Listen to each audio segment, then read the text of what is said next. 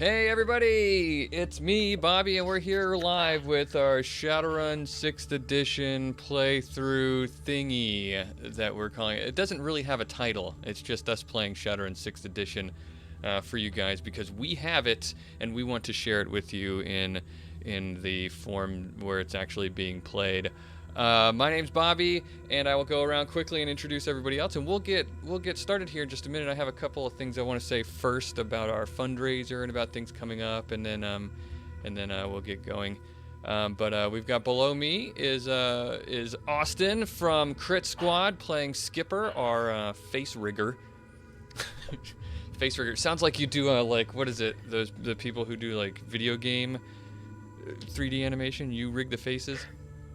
Oh, I was thinking like a major plastic surgeon. Like a face rigger. Yeah. Well, that works too. I'll say. Almost sounds like somebody who possesses you. Mm-hmm. Like, I'm gonna hop into this guy's face. And that guy talking over there is Opti, our friend from the Neo Anarchist podcast, playing Jin, our Decker. How's it going, Opti? I'm super. Thanks for asking. Hope everybody else is doing well, and I'm looking forward to decking the world. Yeah, of course you are. Above, I don't know what to say. Above Opti is Sarah Kraus. How's it going, Sarah? Great. You're playing. Ready to... Let me finish the spiel. I guess I cut myself off. Playing our mage, Dynan. I'm just gonna say Dynan. Dynan. Yeah. You pleb. Yeah, exactly. I am. And Sarah is the magnificent mind behind Rem Alternis Productions, and whom we're very excited to see making some really cool cyberpunk stuff coming up. And we'll talk a lot about that in a probably around our first break in just a little bit. But finally, we've got Mr. Johnson. The one, the only of the Arcology podcast, who's GMing us. Because what else would you do, Mr. Johnson? I don't know what else I would be doing if not for GMing some Shadowrun 6th edition right now. I can't think of anything else I'd rather be doing. Oh, that is, yes, I agree. Especially with all of these fine players here. Yes. And a bunch of eager viewers looking to check out how 6th edition plays out and see what next thing will unexpectedly turn out to be horribly dangerous for our player characters. I predict someone's going to have to burn edge or die this time. Yeah. No. Okay. So remember before we went live, I said I was trying to get something to work. It decided to inexplicably start working while we're in the middle of talking, so I'm going to hide that real fast, and I'll pop that up in a minute. I mean, Oz dancing is generally a preferable image to my face. Well, you know. Just about any context I can imagine. I think so. But for me, we'll just talk behind this. Yeah. So thank you guys for showing up. We're going to be playing some Shadowrun in just a minute, but before we do, I wanted to talk about right now the Shadowcasters Network, which is bringing you this amazing 6th edition preview, is in the middle of our summer fundraiser. So every year we put on a fundraiser to keep ourselves alive and in business. And you know, like as Opti's fond of saying, and I think it's true. We do it in what is it, an NPR style here. Every year we say, hey, please help us out and keep us alive and going. And that's what we're in the middle of doing right now. We just last week, I've got them right here. I'm gonna be putting them on in just a minute. I ordered some orc tusks because last time. Nice. Yeah. So last time yes. we talked about how if we got to the $500 mark on our fundraiser within the first couple of days of it, then I would get some orc tusks and wear them to play my orc character for the rest of our show. See how that goes. I'm so ready for this. Yeah, I thought that would be fun. I just got them fitted earlier, and I haven't even tried speaking with them yet, so we'll see how that goes. I am pumped for this. This is. I'm here for this. It's gonna make it a little easier to speak. What is that? Yeah. Well, oh, yeah. Exactly. That's right. Then also there was another milestone after that, which was basically to get me to reveal to the public a film project that I did back in college, which I won't go into detail about. I've been posting about it on social media. I'm going to be premiering that on Saturday on this network, on this channel at 9 p.m. So if you want to see that, you should. It's going to be fun. But what it's going to be something. It's going to be something, all right. But what I want to say right now is, and that's what I was spoiling before, is we have, if we get to $1,500 by Sunday, this is what our next goal is. Is he? I don't think he's moving in this. You can't see him gyrating anymore. But you can't, blocking us for a minute. Oz, who's a favorite around here on the network, is going to perform. If we get to the $1,500 mark by midnight on Sunday, he's going to perform live on our stream during the streamathon, a choreographed dance, and it's going to be something else. He actually works with choreographers, and he's enlisted one of his friends, who is one, to help him with that, and so that's going to be pretty exciting. And that's if we get to the $1,500 mark and by Sunday. So if you want to help with that, which we would encourage you to do, then you want to go to either shadowcasters.network/fundraiser to help us out, or you can, I'm going to pop a link out here in just a minute, and that'll make it easier. It'll send you directly to it. But some of the things you can get that might be relevant to you guys here who want to watch, who are watching this, is we have raffle tickets that we do during the streamathon. At the end of the fundraiser, we're going to be raffling off a bunch of things, and two really big things we're going to be raffling off this year that were donated to us by Eric DeMage. Our first is the Shadowrun 6th edition beginner box set, which is not even available yet until it'll be available at Origins, and he's gonna nab one just for the express purpose of raffling off to one of you lucky people. All you got to do is go on to the fundraiser and get some what we call karma points, but they're raffle tickets. And the more you get, the more times your name gets entered into the pot. We'll be drawing for that. I just put a link in the chat. The other Shadowrun related thing is that just came out and was sent to people, is the Shadowrun Sprawl Ops board game, which has been talked about for a long time and highly anticipated. And Eric DeMage also, by virtue of the Kickstarter, got himself a copy of that. And he is Thank you, Eric. Yes, Eric is graciously Thank you, Eric. donating that to raffle off as well. And it's amazing. It's not just the Sprawl Ops board game. Like, there's a bunch of extras in there, extra miniatures, extra character cards, bunch of cool stuff. It's this huge box that he's going to be sending to anyone who wins that in our raffle. So you should get on there and do that. There's a bunch of other things you can do on there, like joining the Shadowcasters for a private night of gaming, or all sorts of stuff. Check it out. Shadowrun Missions Online Season Pass, like a 6-ticket, super discounted 6-ticket bundle for our Shadowrun Missions Online venue. So check it out and help us out. Ultimately, we need to get to about $300 more by Sunday in order to get Oz to have to perform it. And don't let him off the hook about it either, because I had to eat hot peppers last year on stream, like habanero peppers on stream, while I explained Shadowrun rules, which is really difficult. Can I say that if we get to what's our overall goal? Overall goal is $4,000 to keep us in business. We need that by June 23rd. Can I say if we get to 6,000, holy cow, then we'll do a Shadowrun 80s coming of age mashup. Can I say that? You can say whatever you want. We've talked about this. We have talked about it. It's something. We get to $6,000 total raised. Then Bobby will produce oh boy, an 80s mashup, Shadowrun 6th edition mashup. We have to do it right. The awakening happened in the 80s instead, and we'll have Stand By Me / Goonies / Shadowrun. I told you we have to do it right, so we have to research whatever the blanket music licensing would cost to get licensed to a bunch of music, and then that should be our goal, right? $6,200. This was carefully planned. You can tell. Right. But anyway, either way, we are trying to get that going to force Ostaff to do that. And join us on Saturday, like I said, for the premiere of me embarrassing myself, showing you some film project I did back in college. It's a 30-minute buddy cop spoof that I wrote and starred in. And if you've seen the intro, the cold open video that I posted on Facebook, you're gonna want to see it. So Saturday, 9 p.m. here, Eastern. All right, Mr. Johnson, I'm ready. Are you ready?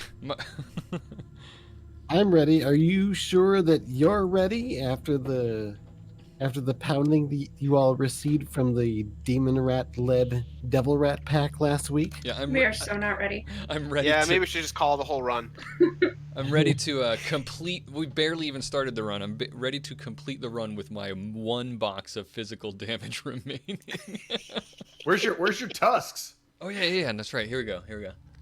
I suppose we shouldn't assume that everyone that has joined us has managed to catch both of the other 2 episodes, and it has been a couple of weeks, so should we start things off with a little bit of a recap? I think so. Yeah, what's Rooster's POV on this? Huh? What's Rooster's POV? What have we done? I want to get what his perspective on everything is. Well, we set up a perimeter around the target location, and well, we were jumped and ambushed by what appeared to be an incredibly challenging foe, which later turned out to be devil rats. You know, you remind me of is the trolls from the 10th Kingdom. Right. Yeah. That's Bobby, you can consider that your audition for Chicago Shadows. Which is not a bad thing, by the way, and not by any stretch of the imagination. I don't know who was in charge At of some these point, you have to devil say rats. "suck an elf" as an expletive. But things didn't go well, and I'm holding on by a thread. And yeah, but we're about to infiltrate the target location and take care of business. Oh, there's also evidence that there may be another runner team also on location. I'm gonna try to drink water with these on. You guys ready?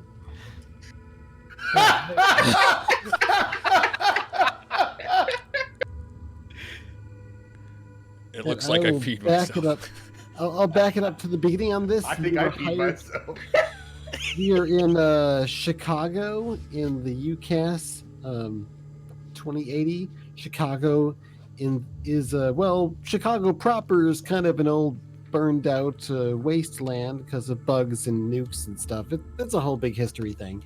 But yeah, now it's being opened back up for corporate development, and so corps are hiring runners to go in and get information, or in your case, destroy information to make sure that whoever might have proof about the ownership of this Garland Medical Clinic that's in the Noose, which is one of the nastier parts of Chicago, and that's saying quite a bit.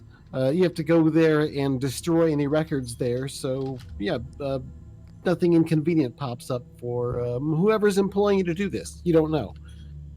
But yeah, on the way there, you got attacked by Ancients gangers who shot up your truck, and you got that fixed up. You got down here, slipped past the cops with a little difficulty, got in position to scout the place out, found that there are gang members there, gang members who call themselves the Superhumans. They're cybered up, pro-human, as in humanist, racist against metahumans gang, with some over-the-top cyberware.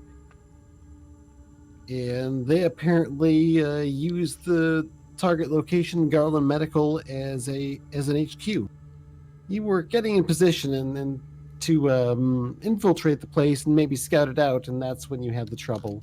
A couple other details that weren't mentioned. I think Jin had a big moment when he encountered some sort of a opposing technomancer out on the field. I blew him up! Well, I shut him down anyway. It was great. And I looked great doing it. And yet 2 other suspected runners have been spotted going into the place, and 3 of the 4 superhumans that had been coming your way before the devil rats attacked you had gone back into the building, apparently to go deal with the guys who had just gone into their place. And yeah, I think you guys got pretty messed up, managed to do a little first aid and healing perhaps, and I think we'll pick it up from there. Is there anything else that I left out that anyone else wants to add in that's an important detail?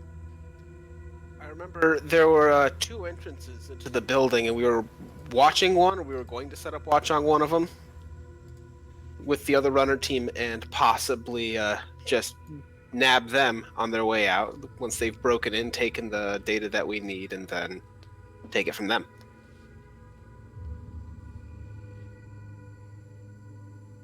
Am I remembering that right? I know that one of your drones got wrecked. Yeah, I think that was just one of my gnats. I got like 10 of those. They're cheap. No, it was my hornet. All I know is that I am pretty messed up. Yeah. My physical damage track is got 7 boxes on it. So whatever we do, we should do very carefully. Yes. Yes, we should Yeah, definitely what- be proceeding with caution. I don't have much left in me either. Why don't we just take a quick moment and each of you just introduce your character just super briefly and go ahead and mention just what your current condition is. We'll start with Rooster. My name's Rooster. I'm the former Ares Firewatch agent, weapons specialist point man for the group. And my current condition is fragged up. I can't pronounce P's very well either. All right. Well, I'm Skipper, former dock wagon driver and drone hobbyist turned rigger face. And I'm actually doing pretty good right now, but I don't want to say it too loudly in front of these guys. Managed to stay out of the firefight most of the way. Just lost the 1 drone and like 1 box of stun damage when Rooster fell on me. Literally. And if you do manage to recover the drone, it is theoretically repairable, probably. Mhm. And I'm playing Jin, who is the most amazing and fabulous decker that you've ever met. He likes to get things done. He likes to go in hard and fast in the Matrix, and he likes to look good doing it. And currently, he is resting at a cool 7 out of 9 boxes damaged. So I'm pretty weak. I'm pretty beat up, but I'm hopeful that we can get it done. And I'm Danen. I don't really like to talk about myself much, but I'm doing fine physically. I just have quite a headache right now. I've got 8 out of 11 boxes of stun right now, so can't do too much at the moment for you guys. Yeah, I'd love a heal spell, but I understand. I mean, I can, but then I'm out. No, like I said, I understand. Also, you're really hard to heal because, like, you're not made of much meat. There's a lot of meat here. I can't joke with these. Low-hanging either. fruit. Move along. All right, yeah, and here you are. You've done some first aid and I think some healing magic to get some of you back up on your feet from unconsciousness and maybe near death. And you're all sort of back up in your vehicle, and what rats are left have been driven off or have run off. Lots of their corpses are all over the place, riddled with bullets mostly. What are you doing now? All right. Well, I believe I was going to send out a couple of my MCT gnats to go scout out the 2 entrances and see what I see in terms of people coming in or out. I All think I forget if we distracted the superhumans that were using this as their base. I think I know they were came looking for us, and Jin sent them something. Yeah.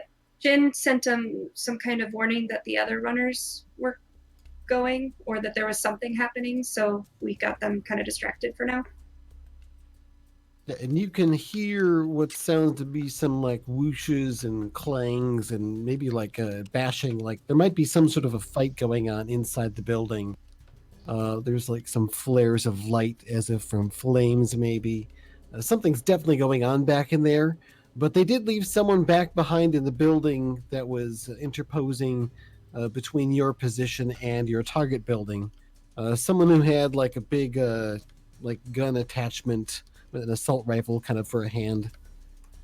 Mr. J, has our edge refreshed as per the session, or are we counting this as a very long session?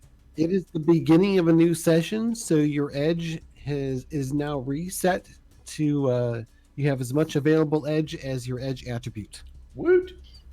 All right. Keep in mind that you can spend up to 3 edge at a time to heal a box of stun damage, or 4 edge to heal a box of physical if you like. Oh, geez. It might be a good option for some of you. Might be having to take advantage of that soon. You can do that at any moment, right? Like it's instantaneous. It takes up your edge expenditure for the round, because you can only make 1 edge expenditure per combat round. So if you use it in combat, then it's limited, but otherwise it's not really. Except for how much edge you have, of course. Well, then I think I'll go ahead and do that now, while we're not in combat. Okay, so there's no like weird regeneration effect going on. You're just sort of like toughing it out, and you can just handle it a bit more because you're just that much more of a badass. Right. I'm sorry if you literally just said this, but can you use edge? Is it a minor action or something to do that? No, it's no action. It just takes up your edge expenditure for the round. And since we're not in combat, that doesn't matter so much. Right. Okie day.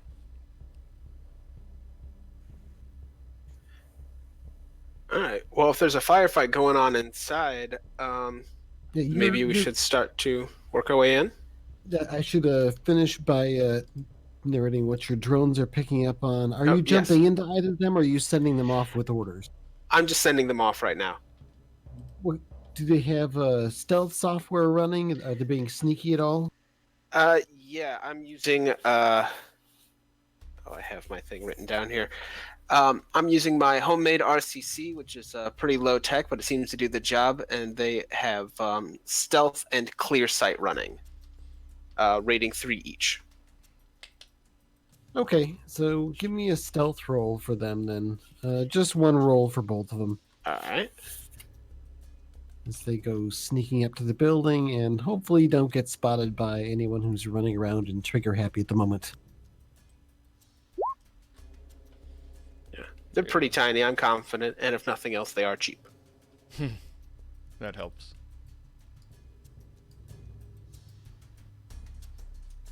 All right, so what'd you get? That's 2 hits.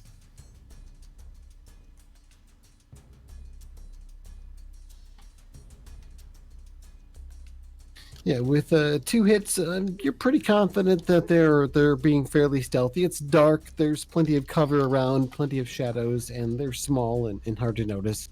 So they go zipping up. One to the front, which is it's sort of a like a reception area entrance. There were a bunch of glass windows that have been broken out and then boarded up since, and then some of them broken into since. And it seems like a little bit further in there is where there's some sort of a fracas going on. There's flares of flashes of flame light and some thermal readings coming off from there, and various different like loud like thuds and slashing noises and occasional screams or grunts. So there's definitely something going on in there that it sounds like they're fighting. And on the other side, it's more of a backdoor entrance, and that appears to be an unguarded single door. It's a fairly sturdy door that looks like it's been replaced from some other location, like it doesn't quite match, but it seems like it's been fitted well, and it's a pretty strong metal door with a pretty solid lock on it. That looks like it's a big old mechanical lock of some kind. All right, I'm gonna relay these camera feeds to these guys over AR.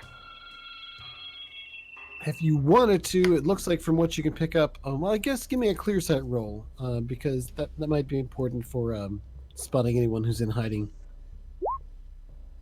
2 more hits.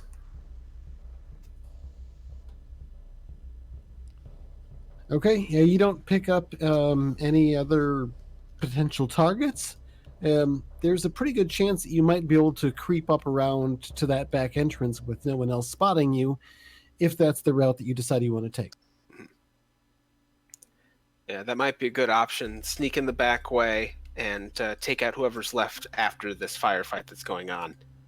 I should mention that the guy with the gun for a hand, he seems to be unaccounted for. So either he's back in that building you left him in, or he's gone into Garland Medical and you didn't spot it. Okay. So there's a guy with an assault rifle that's more or less unaccounted for in your plans at this point. Is that assault rifle visible on Matrix? Go ahead and give me a matrix perception test. That's electronics and intuition. I'm gonna make sure my S Technology Crawler's AK-97 is reloaded fully. All right, assuming you have the bullets, that's an easy task. Yeah. That's a big 1 success. Nailed it. All right, sorry. Too many things going on here. I forgot. What are you rolling for, Opti? That's just to see if that guy's weapon, you said the guy that was missing, Oh, the matrix if perception. his weapon was, on the Matrix. You're not picking it up on the matrix, no.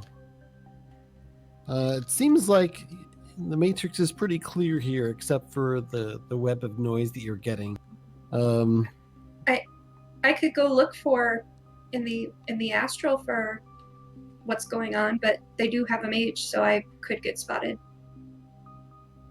We're gonna need to do some sort of a recon. We're in pretty bad shape, so information seems to be the way we need to go right now. You want me to go, and then if I just get noticed, I'll zoom right back and be ready to hit whatever follows me? Or you could lay the smackdown on that mage in the astral. I'm not much of a that'll smacker. be one less thing. Yeah, that's fair. It's your. Hey, you got some spirits that could do it, though. I do. I've got Shark Bro here. Yeah. They could go ahead and manifest inside there and cause some damage. That would be jawsome. Magic in the astral is your area of expertise, Danen. I'm gonna rely on you for tactical. You get a little beep alert from your RCC Mhm. that one of your drones is reporting a change of information. All right. Bring that up. And you're looking at a video feed from the front of the building where there's the reception area entrance, and it's picking up two people who are coming out. It looks like they are the runners that were observed going in.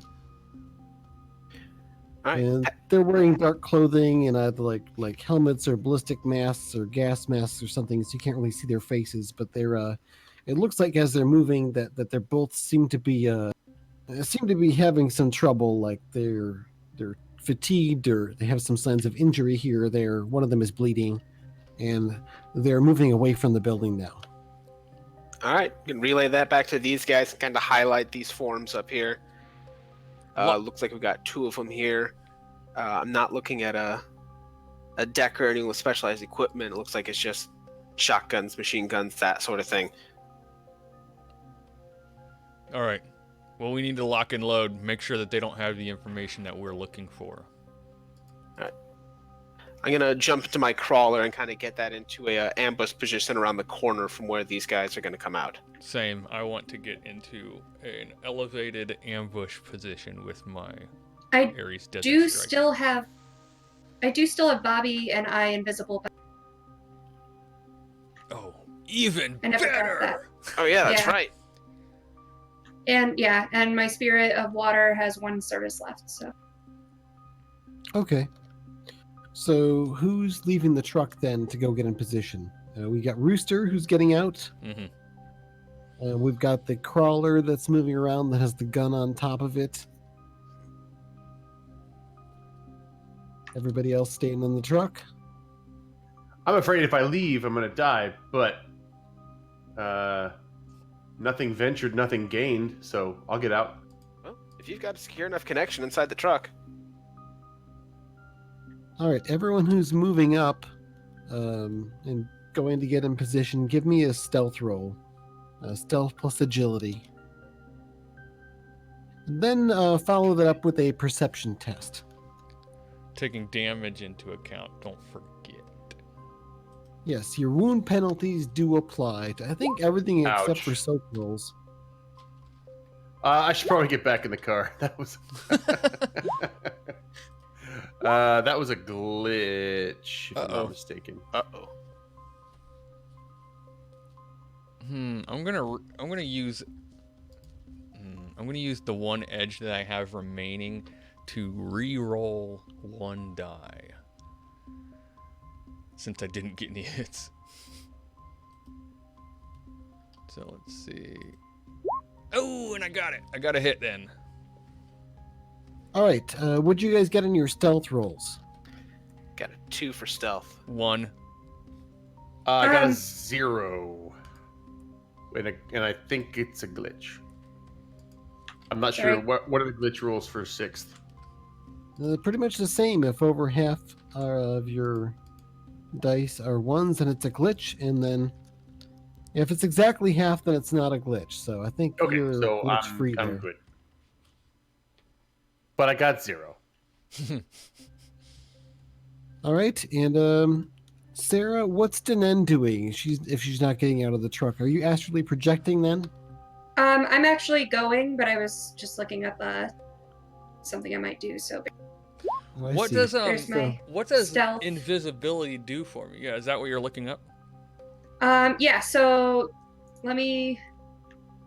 However many hits you get on the invisibility spell is how many hits they need to get on a visual perception test to be able to see you. Yeah, it's my number of hits sets the threshold, which I believe. Yeah, I have. I took note on it last time, so it was 6 hits. It doesn't mean you don't make any noise necessarily, so Right. stealth Which is still why I'm matters. looking up. Yeah. Which is why I'm looking up silence. So give me a perception test for yourself as well, and as you're doing that, everyone else, please let me know how many hits you got on your perception tests. All right. 1. Any better than 1? I'm rolling. Sorry. 5 1. for me. I got a 2. 5. Woo. Nice. I'm very startled. I'm looking all around, guys. Okay, so Sarah, Danen is the only one who does not have to make a surprise test, Oh my as God. she notices up on the second story of this crumble thing that once resembled a building next to you, that everyone's sort of sneaking around in moving position, is this guy who's got the the gun attachment for a hand and an assault rifle that he's currently pointing down at your decker, Jin, and he's about ready to pull the trigger. You're able to shout off the warning, but everyone except for you has to make a surprise test. Does anyone have danger sense or anything like that? Nope. No. I do have distinctive style, though. So you've got 0 hits on your stealth test, and you're not invisible. So Oh, no. yeah, you're the one that he sees and to shoot. Nobody got high enough except for Sarah to actually notice him in his hidden position because he rolled really good in his stealth roll. And I am wearing this amazing red outfit, which thankfully covers up most of the blood stains. Yeah, so I guess go ahead and roll your reaction plus intuition, unless you're Sarah, or Danen, I should say. And you want to get 3 hits. If you get less than 3 hits, then you don't get to do something on the first combat round. I got less than 3 hits. If you get I got 3 hits. 3 hits or more, then you're I good. got 2 hits. Thank goodness. And I also have combat paralysis. So Okay. Well, I guess that satisfies your combat paralysis at the same point too. So I guess everyone roll initiative, regardless of whether you succeeded or failed, because you will be able to act in the next combat turn. Since I'm not surprised, do I get you get to roll initiative and act normally. God, I'm supposed to be the street Sam, and I always go last. I rolled well, but I'm still jumped into my thing, and I'm freezing up. 14. Woot. Not that it matters, because I'm about to get dead. Okay, so we have Opti on 14, Danen on... I Working don't on see it. hers yet. I'm on 12, just saying. When does Skipper go? 21? 21. All right, just waiting on Sarah then, but it looks like Skipper's minute. going first. So, Skipper, what are you doing? She just For my, shot warning and, for you're my- surprised. so yeah, so for my turn, it's... and Like, huh? that's it. What? You're like picking up on tracking information and putting things together and trying to figure out what's going on, and yet you're not fast enough, I'm afraid. 15, Mr. Johnson. Next on 15, you tie with the enemy. You may go. What will you do? I'm gonna send Waterboy to go stop him from shooting. All right, we'll say Waterboy is currently materialized and will share the same initiative as you. So what does your spirit do? What kind of spirit is this and what force? Water, and this was a force 3 that we went with. Okay. So what is it going to do to try to stop him? We'll go with engulf. Okay, so it flies up to him and tries to drown him with its little watery body. Go ahead and make an attack roll. I think it's double its force. It is. Otherwise, it would be its agility plus force. That number's different.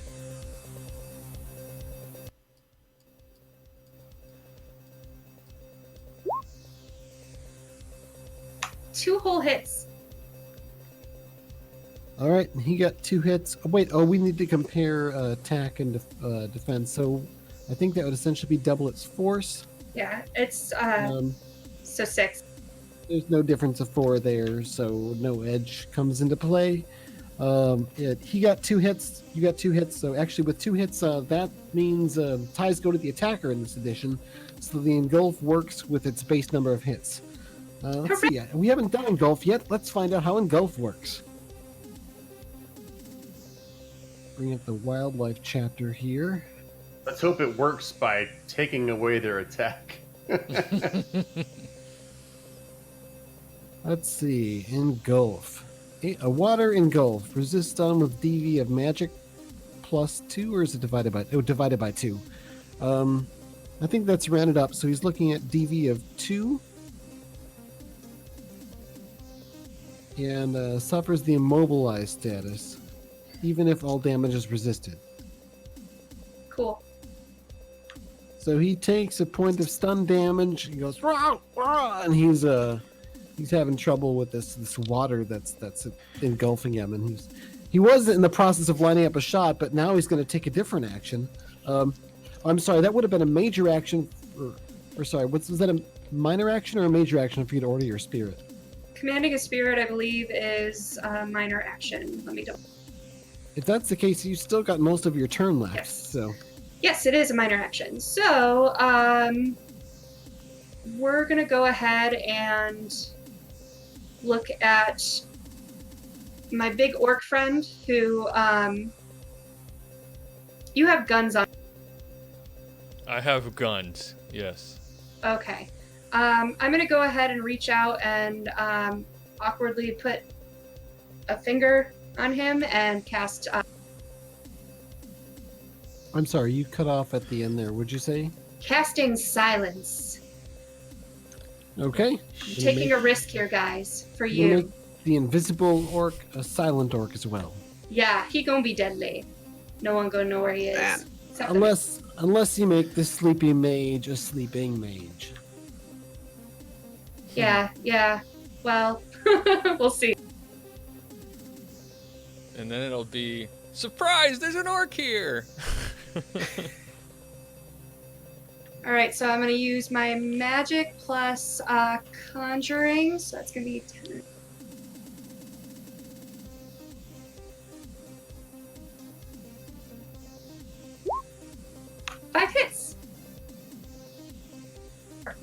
Nice. threshold to for them to hear him. And its silence is improved, so tech can't pick him up. Okay, so he is super duper stealthy. Yeah. You're safe from everything except magic. Sorry, buddy. That's all right. All right. Well, how safe are you from your drain roll? Let's find out. So I've got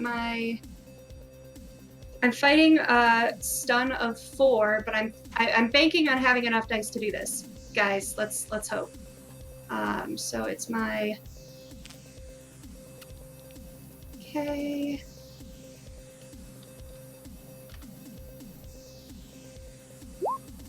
Oh, yes, thank God. Yep. Yeah. That one was easy. Oh, nice. All right. Well, you get as many hits as the drain value on the spell, so no drain. You cast a spell without breaking a further sweat, Cool. which is good because you're about ready to fall over. You're sustaining yet another spell. Have you gone beyond your focus concentration ability yet? So with my 2 invisibilities, I do. So I took my negative for, I can't words anymore, guys. I took my negative for sustaining an extra, Okay, yeah. So you're focused on keeping people stealthy as possible while the fight's breaking out, and the guys up there, everyone hears him go, "Ow! Oh, what the? Stop! Hey, get off me!" And he can't really bring his assault rifle to bear on this, so he's gonna pull his sidearm.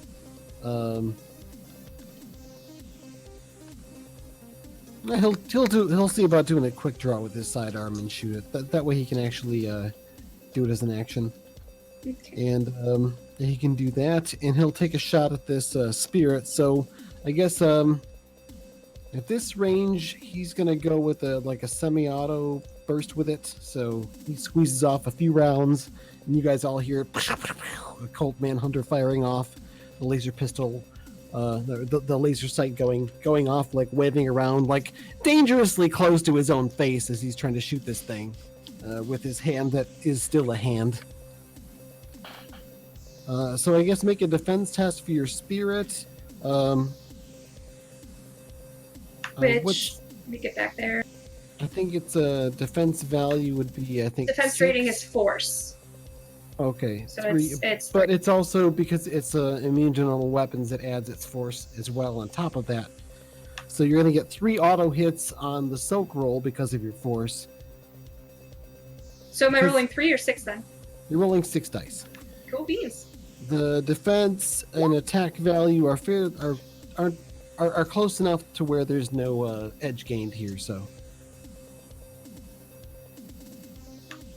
Okay, so I got 2 hits.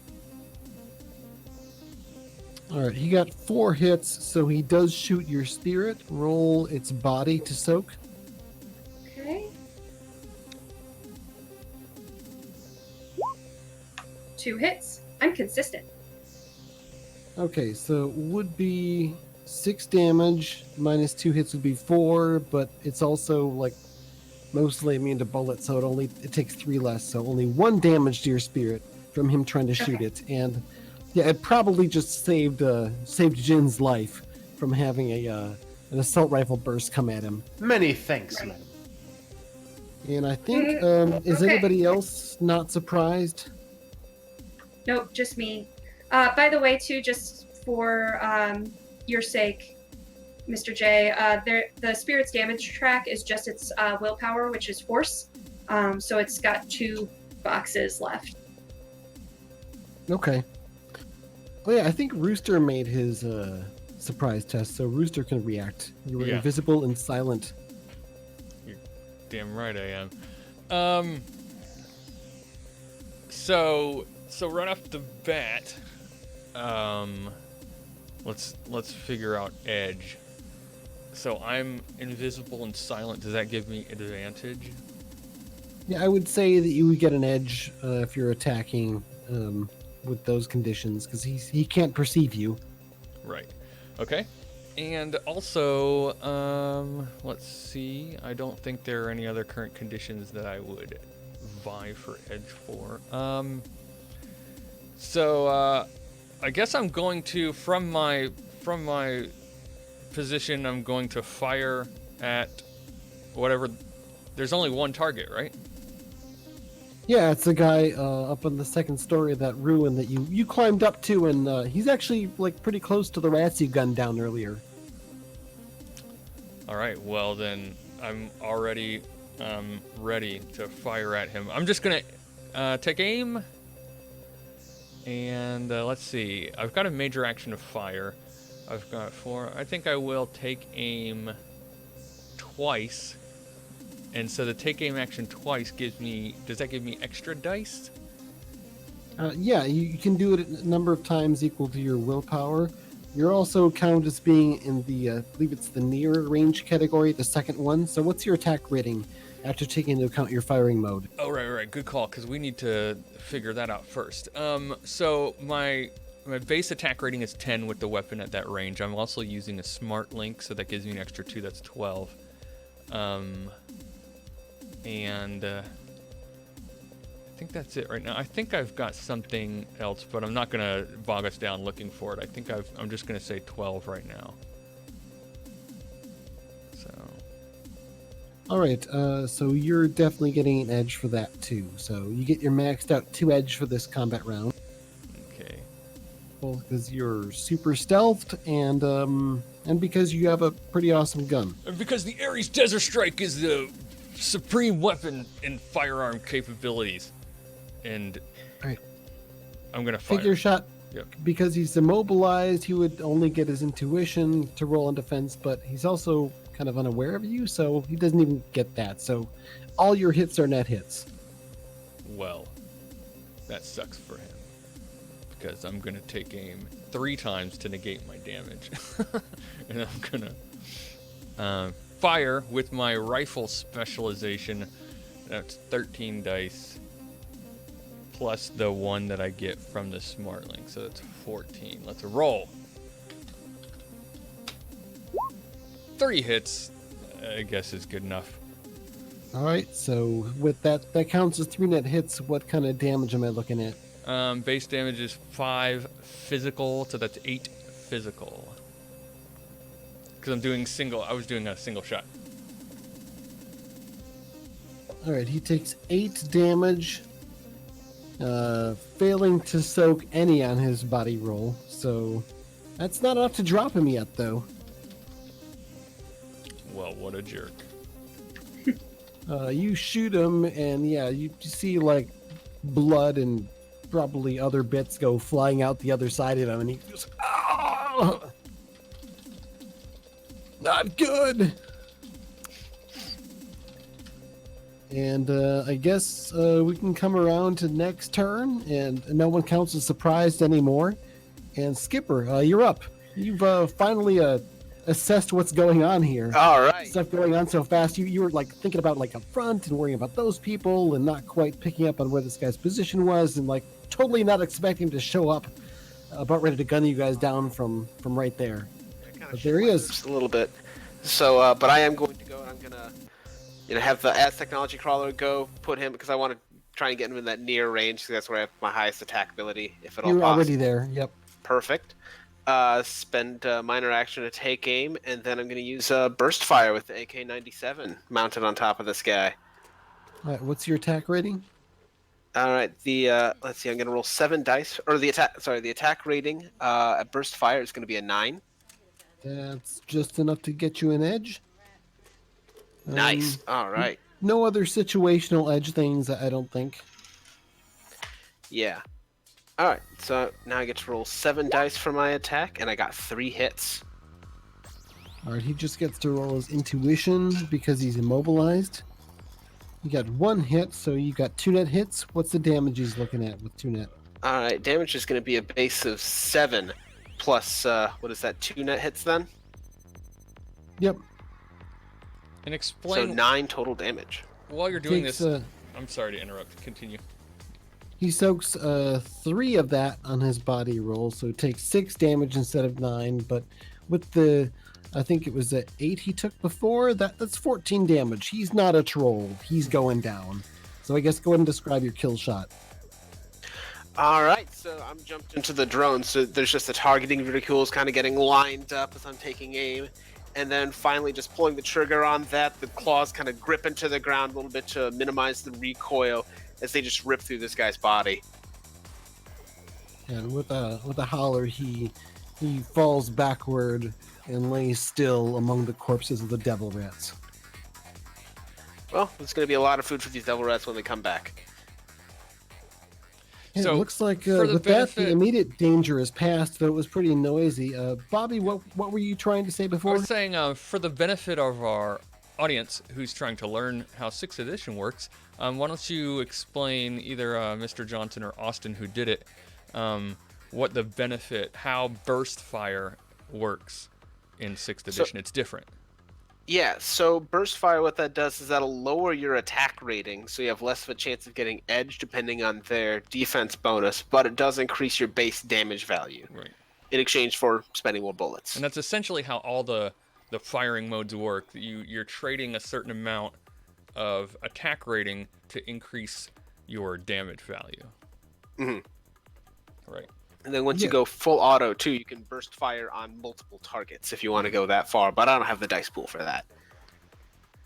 Yeah, though as Bobby demonstrated last time with Rooster, there is an edge action that allows you to more or less split your dice pool without having to split your dice pool on a multiple attack. So you get to roll all your dice against all the targets. Very nice. Yes, I love it. That's how there ended up being like a pile of devil rat corpses up there. All right. I think I remember there were a couple of these enemy rival Shadowrunners about to burst out of this hospital. Yeah, you I guess check in with your drone that's over there in position, and it's tracking them. It seems like they picked up speed and they crossed the street and they're just about to get into an alley and get under some cover. It seems like they're moving away from your position with some haste now, hearing the sounds of the gunfire back there. All right. Can I pin them in an AR feed for Rooster? For now, yes, but unless you catch up or get some other eyes on them or send your drone up in a way that might give away its position, you're going to lose them pretty quick. All right. I'm going to have the Gnat continue to follow them. Hopefully, Rooster can super ninja his way over there quickly enough to at least pin them down. All right, and what do you say? All right. They're about to get away. We need to pin them down so my crawler can get around and we can stop these guys before they get away with the deed. On it. Do I see? I'm gonna go over to Skipper, and I'm still invisible, so I hope this doesn't surprise you and make you shoot me. But I'm gonna go ahead and put a hand out onto his shoulder, and then flip my vision to astral so that I can be guided and not trip over things. But You're dead. Are you doing that with a Rooster then? Because I think you said Skipper, and Skipper's currently jumped into a drone with his body back in the truck. oh, he is. Okay, so it's just me, Skipper, and Jin that are outside? Rooster. Jin, who is quite Rooster fortunately and- not dead from this situation, thanks to your Yeah, quick but- action. Yeah. I don't want to stand behind him because he's going to get shot a lot because he's not sneaky. So I'm going to stand behind Rooster and touch him. Rooster's my buddy. We got this. Thanks, friend. No, thank you. You've got Okay, some so nice fake muscles under all that. Fake tusks, fake muscles. Just because they're vac grown doesn't mean they're fake. So you've got the drone that's being sent off after these runners. Give me a perception test with your drone for its clear sight, auto soft, and pilot rating, I think. Or no, it's clear sight plus sensors. Sensors, yeah.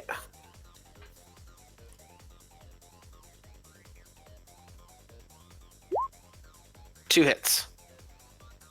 With 2 hits, it's just able to track them as they're moving through this alleyway, but very stealthily and kind of low, taking advantage of cover in the shadows. It's mostly using things like thermal and ultrasound to keep up.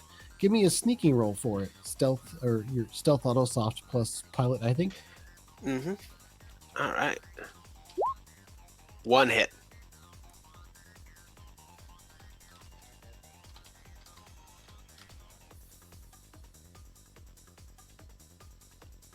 All right, so it looks like one of them has spotted because they're going to chuck a throwing knife at your drone. Uh-oh. Make a defense test for your drone. I think it'd just be its pilot rating times 2. Yep, sounds about right. I'm not sure if that's absolutely correct, but I'm not going to stop to look it up right now. Yep, 2 hits. That's 2 hits to hit with the throwing knife, so damage value of 2. Just base damage there. Just you can soak that with body. Does that have a body of 1 or is it 0? It's 0. 0 body, 0 armor. So I think that means if it takes any damage, it's destroyed, or does it just mean it has a much lower damage track? I think it's 1 hit kills it. Okay, so yeah, the feed goes dead from it then as one of them has turned and chucked a throwing knife at it, and it hit.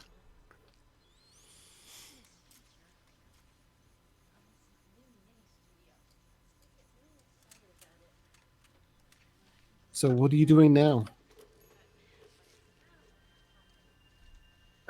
Cliff, I think you're cutting out. Hello, can you hear me? I was able There we to hear go. you. Okay, so you chucked someone chucked a throwing knife at your drone, and it did hit, and it was destroyed. Yeah. All right. Well, I'm gonna tell Rooster. All right, I lost them, but they're headed down this alleyway, All right, we're on it. and I'm gonna send my as technology crawler skittering down there as fast as I can. That's the sound of me running. Not so fast, please. Hang on tight. Yeah, I'm dragging myself too.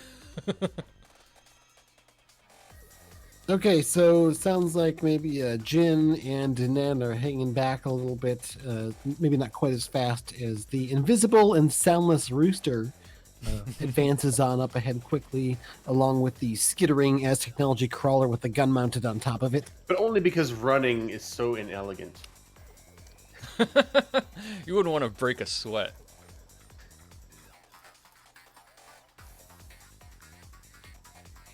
All right, when you get up near the alleyway where the drone was lost, you can see the drone lying on the ground with the throwing knife sticking out of it. It's giving off some sparks. You can kind of scoop that up for repair later. I guess give me a perception test. Yeah, definitely. Everybody or just Just the 2 people who are in position there. So it would be Austin, jumped into his drone, and Rooster. 4 hits. Wow. You're not as hurt as me. 2 hits. That's pretty good. Pretty average on 6 dice. Okay, you overhear a voice around the corner. I think one of you got 4 hits. That's good enough to pick up on some of the words. Someone just sort of hissing in a sort of voce whisper. Perimeter looks clear. Just get a fragging stim patch on them. We got to get back in there and do this. Stim patch. It's the mage. Let's go. Sounds like they're just around the corner on the other side of this building down the alleyway. All right, it's ambush time. All right, you can give us a 3 count. Yeah, 1, 2, 3, go. In the Coordinated meantime, attack. Dinan and Jin have caught up toward the back now. I'm gonna give hand signals, and they're like really official, but I'm not sure that anybody would understand them. We Unless can't you even have- see him. Oh yeah, good point. I can see him because I'm like- looking at you in the astral, but let him do it.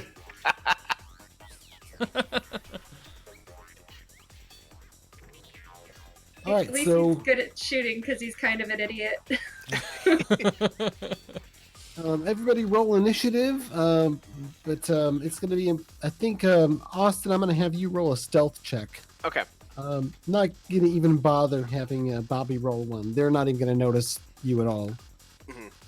Well, no, they do have a mage who might be perceiving astrally, so yeah, your stealth check might be important. And I do still have my astral vision up. As soon as Rooster left me, I'll hold on to Jin despite my better judgment. All right, so I got a 4 for my stealth check. 12 for initiative. All right, Austin, Skipper does not give away your position as you're moving into to do the ambush. All right. I've got an 18 initiative, too. Yep. My initiative is 14. That's just for reference. I'm jumped in Cold Sim, if it happens to come up. And by the way, my spirit's gone because he did the last.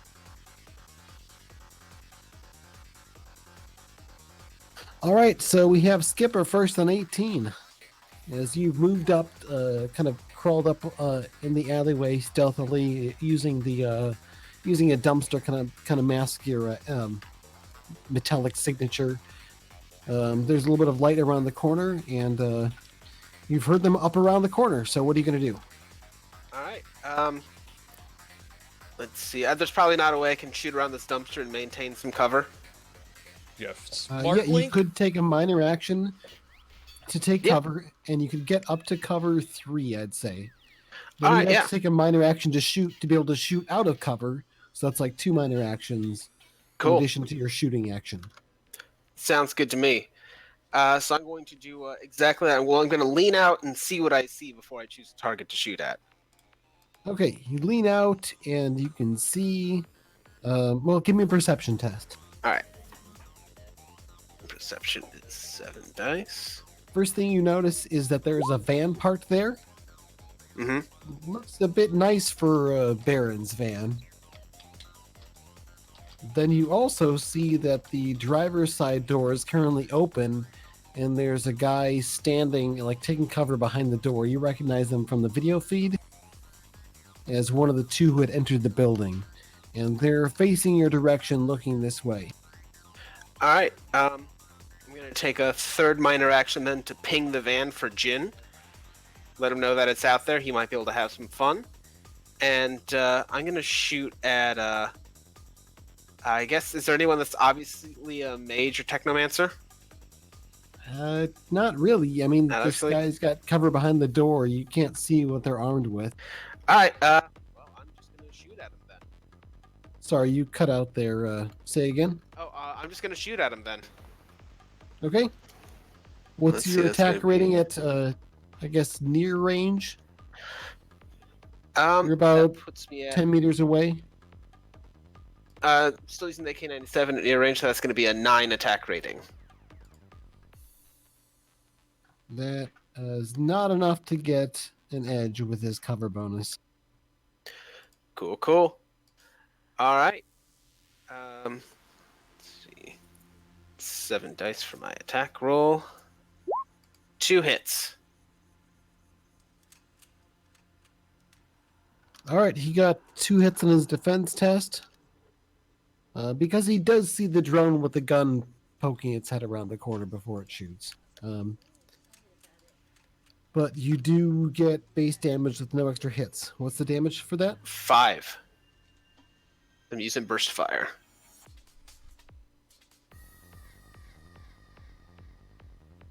All right, you hit him good. You see blood spray all over. And he's still up, though. All right. Next is... Oh, wait, do you have any other actions? Nope. I think that's it. I'm just hoping that's going to spook him enough that he makes a stupid choice. All right, Rooster, you're up next. All right. How are these guys positioned in relation to each other? Are they just sitting around in a group together? Well, you've seen basically from Skipper's drone feed that there is a drone around the corner, and there's a door open, and there's a guy visible who's taking cover behind the door facing this way. That's the only visible target. And that's not visible from your current position, which is still kind of back around the corner in the alleyway. You haven't poked out yourself. Okay. Okay, I'm going to poke out. I guess I'm going to use a minor action to move out from around the corner. Well, no, I'm going to... Am I going to need to move? Am I at the corner? Can I look? I don't know. You can be at the corner, so I guess you could just peek your head around and look. Let's just say this. I want to ready a stun grenade, and I want to toss it down back there behind the door behind which that person is taking cover. That's 2 major actions, isn't it? Yes.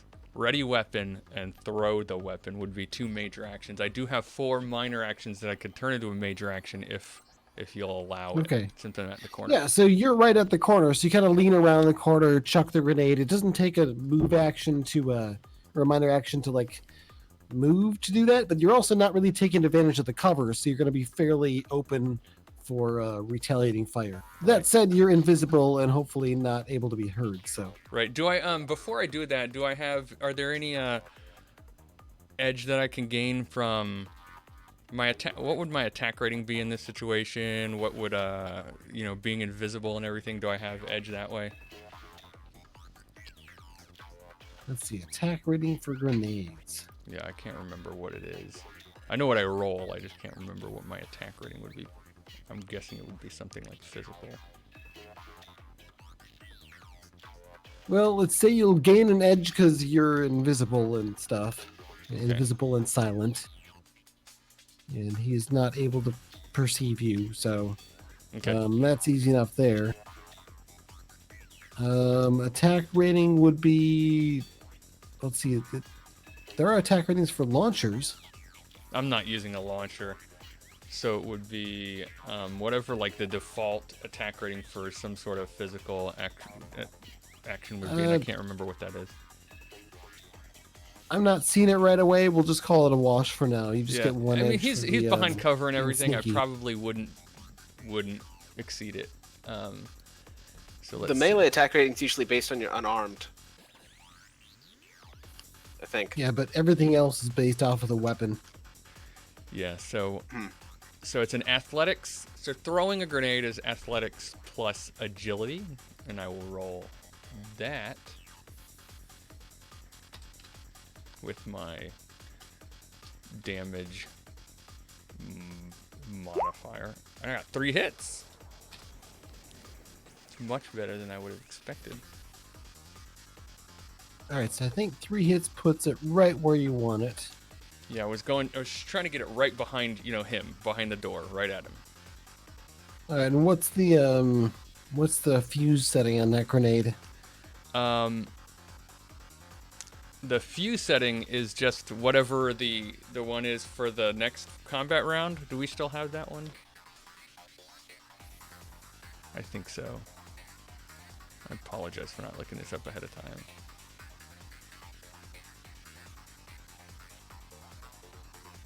I've read up on some of the grenade stuff, but I guess not well enough to answer this off the cuff. Let's see, I've got it right So- here. Specifically denies for grenade, ground 0. Man, let's see. Grenades has self-contained for boom. Designed for use with set the arm. Yeah, they when they've traveled 5 meters or explode on impact with airburst link, or on the same turn on the next round at the same initiative from when they were done. Okay, so the grenade clunks down right behind him. Mm-hmm. Got it. So next, that would be all of your actions. Next is Denen's turn. Oh boy. You're back a little ways. You can see them down at the alleyway. You can see the drone at least at the alleyway taking some shots. I want to do a scan for of the astral, make sure if I can see the mage or the spirits, or if there are spirits. All right. Well, you can switch to astral perception with a minor action. Do you want to move up? I've been to the corner to watching be able in. to see as well? I've been watching in astral perception Okay. since we were running. You're already there then. So, would you Okay. like to move up to the corner then to take a look? Very carefully. Okay, so it's a minor action to move up, and you take a peek around the corner. You initially see that, yeah, there is a big blob of technology there. It's the van, and there's a person right next to it who's in an agitated emotional state. If you'd like to, you can expend your major action to sense them to get more information, but currently you don't see anything else active in astral space at the moment. That's the only meta. At least that's immediately available. Okay. The other ones must be inside the van, in which case you would not be able to see them at all, no matter how well you roll. Right. I'm going to wait at this point then, because I assume if there's a person, that's the person that Rooster's going to be shooting at. So yeah, I think I'm just going to hold action for now and prep a spell for if I need to use it. All right, then we get up to Jin's turn. So I was made aware of a van outside. Is that right? Yeah, you're sort of running up to this alleyway. Down the alleyway, pretty much most of your friends have gone up there and they've looked around the corner to attack or something. And around that corner is a van. Can I make a matrix perception check to maybe learn something about the van or who's in it or what it's been? Okay, yeah, go ahead and roll that. It's electronics plus intuition.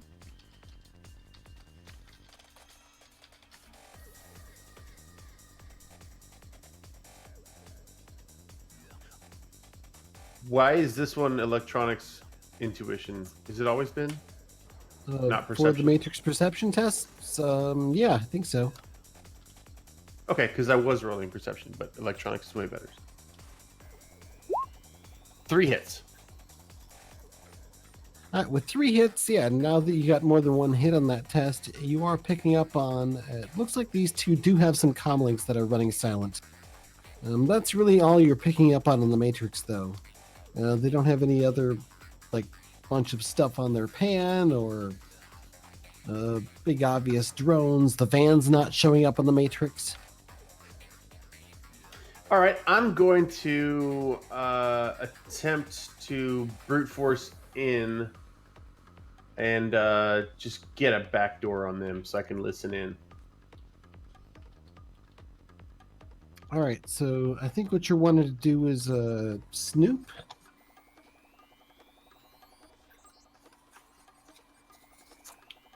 Do you need to have access to that first? Let's see. It's snooping is you need admin access in order to snoop. So that's how I was going to do the brute force to get admin access. Okay, so brute force first to get admin access, and then you can snoop. Got it. So it's your was it cracking plus logic then?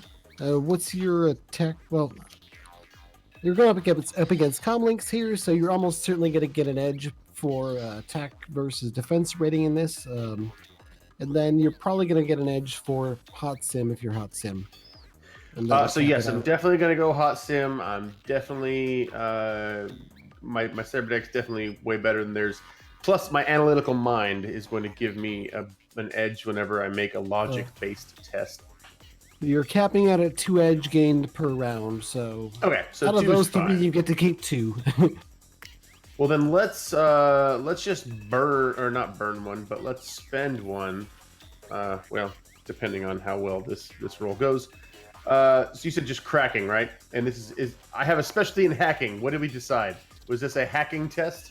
This is, yes, the brute force and the backdoor stuff. The getting admin access is what ultimately it counts as a hacking action.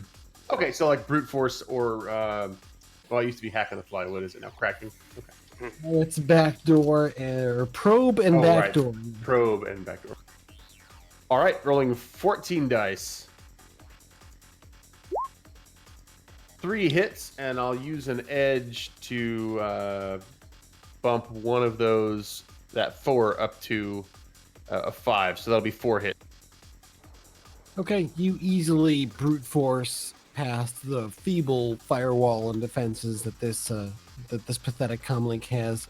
I mean, it's not like a bottom of the barrel comlink, but it's no match for you and your skills, and you've gained admin access to it illegally.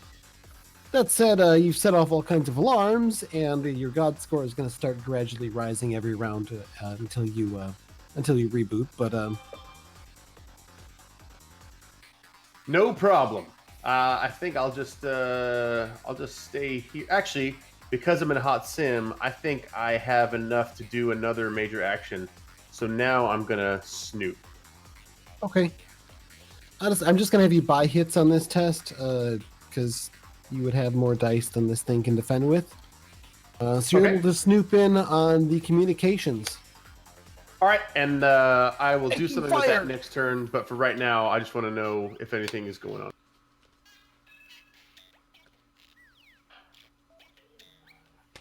So yeah, I guess Okay. just let me know if they say anything. On that turn, says, "Get the frag out of here!" And you guys see the guy get in the van in the driver's side and close the door, and he starts driving the van away. Anybody with held actions can take them, but Opti or Jin, what you're picking up on the comms is he awake yet? Yeah, I'm awake. Turn off your comms. There's a hacker out there. He fragged me up good. What do you mean turn off? Yeah, we just have our comm links. Why is yours flashing red? Did we get the stuff? No, we didn't get Drek. We got attacked. There's some other team. Get out of here. So you managed to more or less pick up on that they're doing an evac and they did not get their objective, unless they're pulling off some sort of clever ruse now that they know they've been hacked. Sweet. So this was the Decker that I jacked up last time, crawling into a van and trying to get away. Get it jacked up. So I think Denen had a held action. Looks like this van is driving away. Are you going to do something about it? I don't hear that feed, right? I imagine that your Decker might patch it in to the rest of you, so it's up to him whether he wants to share it. Sure, yeah. Okay. So are we letting him go? I ask as I command spirit, or I'm sorry, as I summon spirit. Okay, So you're I'm gonna gonna do do your summon spirit action. What force? Force. We're gonna do force 2. All right, so you've got 1 hit against you.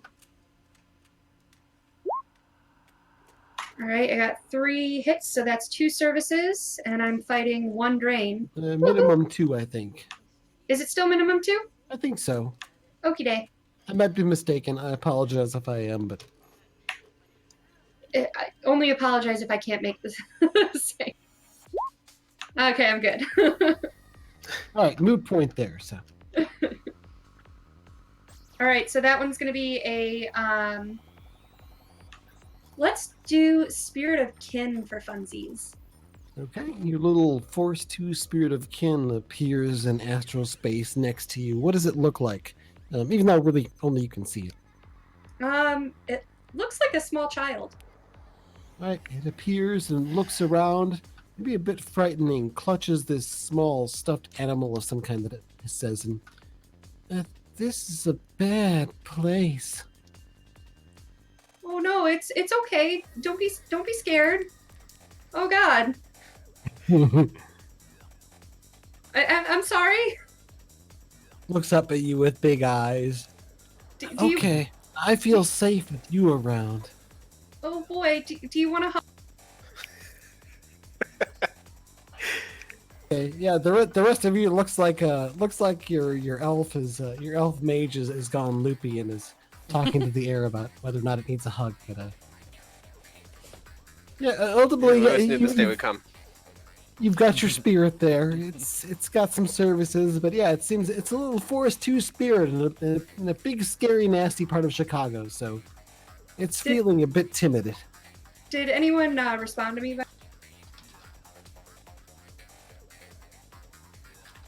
Okay. No. What did you ask? I said, sorry. Are we letting them go? Yeah, they didn't have any of the stuff, so I think our mission isn't to track them down. Our mission is to get the stuff that they were after. Let's give them a good scare. Right. They're not our targets. I just, because I was going to cause an accident, I really don't want to see this van hit a small child. Oh, gee. Stay focused on the target. Let's get inside and find what we're looking for. While you guys are discussing it, then the van drives away, rounds a corner, and tears off. So if you want to chase it down, it'll be a bit more effort. But it sounds like they don't have anything that you're interested in. They might have been after the same thing, or they might have been after something else entirely. But it sounds like it sucks to be them. By the way, I looked up the grenade rules. And thank you, Aaron. I did forget about the grenade. Partly because it's not really relevant. It does blow up in the alleyway after the van drove away. Yeah. We did forget about it. But... I misread something. It looks like, and I'm going to have to take a closer read, but it looks like, based on the example they give in the book and everything, and a lack of information about trigger modes, it looks like grenades go off in the same action that you use them. Like, you use them, and as part of that whole procedure, you determine scatter and all of that, and then they go off all at once. Okay. Now, I'm not ready to say that that's 100% the case, but I'm 90% there because I did a lot of looking at the example, rereading the example that they give in the book for grenades on page 115, if you ever want to look at that later.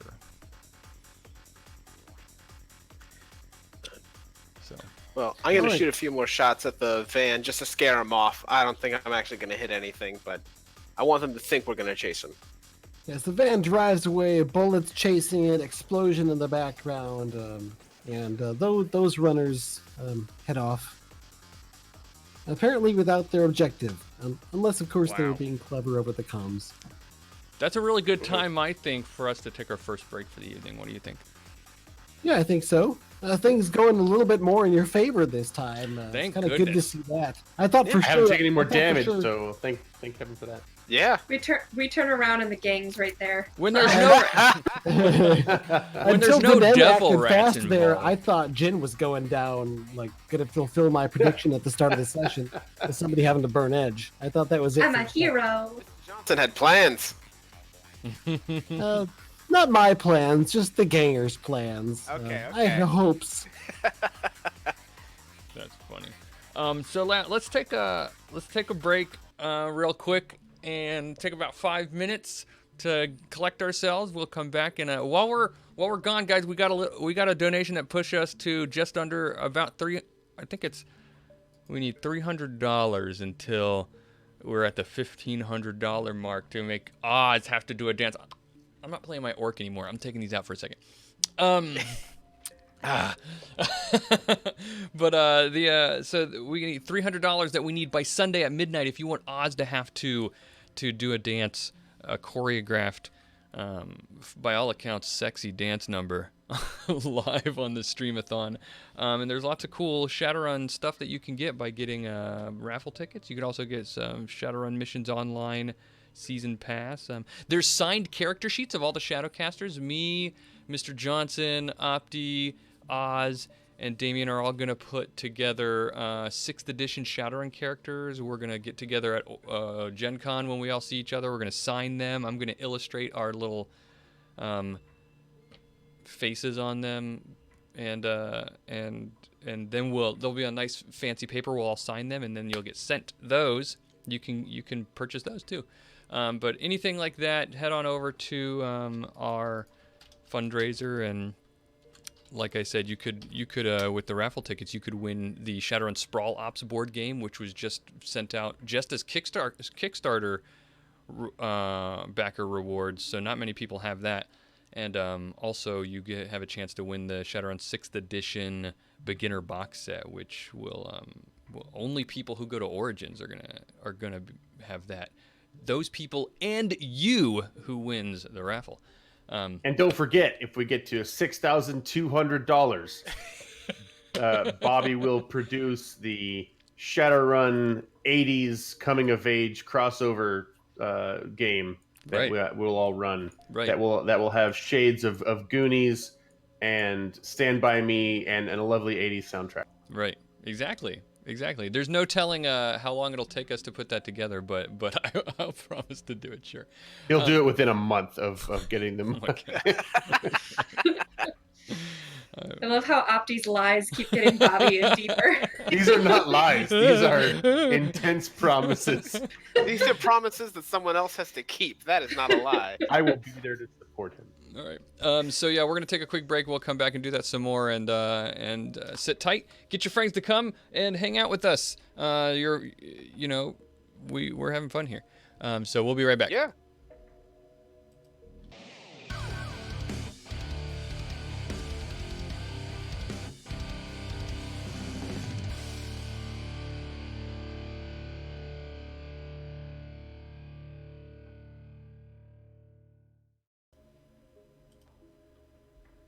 Hey everybody, we're back from the break with some more Shadowrun 6th edition. This is our preview game that we're playing for you guys. I'm about to drop a link in the chat room, and I want you guys to go to it's just a link to our Facebook page, but I don't have a better, easier, more nice way to get you to go somewhere where you can see if you scroll down far enough, you'll see a post that I made a couple days ago with the cold open, about 3 minutes of the Buddy Cop Show thing I was talking about before, which is the cold open for episode 1 of the Buddy Cop Show thing that I wrote in a thing. Anyway, on Saturday at 9 p.m. Eastern, I'm going to show the whole 30-minute episode, and it's just as good as is in that first scene.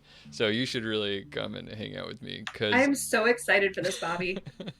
Me too. I watched that with the biggest grin on my face. I'm nervously excited. I haven't watched it in 10 years. Oh, so this is going to be the first time you've seen it at the same time. Yeah. In 10 years. So, oh man. So I'm expecting to feel really cringy, and who knows what kind of like things we thought were funny but might have been problematic jokes that I made. But who knows? Mm-hmm. And what if you peaked then? Yeah, exactly. What if what happens is everybody's like, wait a minute, we could like if we'd known you 15 years ago, this is what we could have had. What? Right. Where's our Buddy Cop Show? Yeah. So if you guys love it, maybe we might have to introduce some more ways for more of those episodes to come out. So if you cut $8,000 on the Shadowcasters fundraiser, Bobby will make more episodes of this. Yeah, $25,000. And 13 episode season. Yeah, exactly. We'll get Netflix to produce it. It'll be the same show with Tusk. We'll call it Breaking Bright. Nice. Yeah. So we have Will Smith in one of the supporting character roles.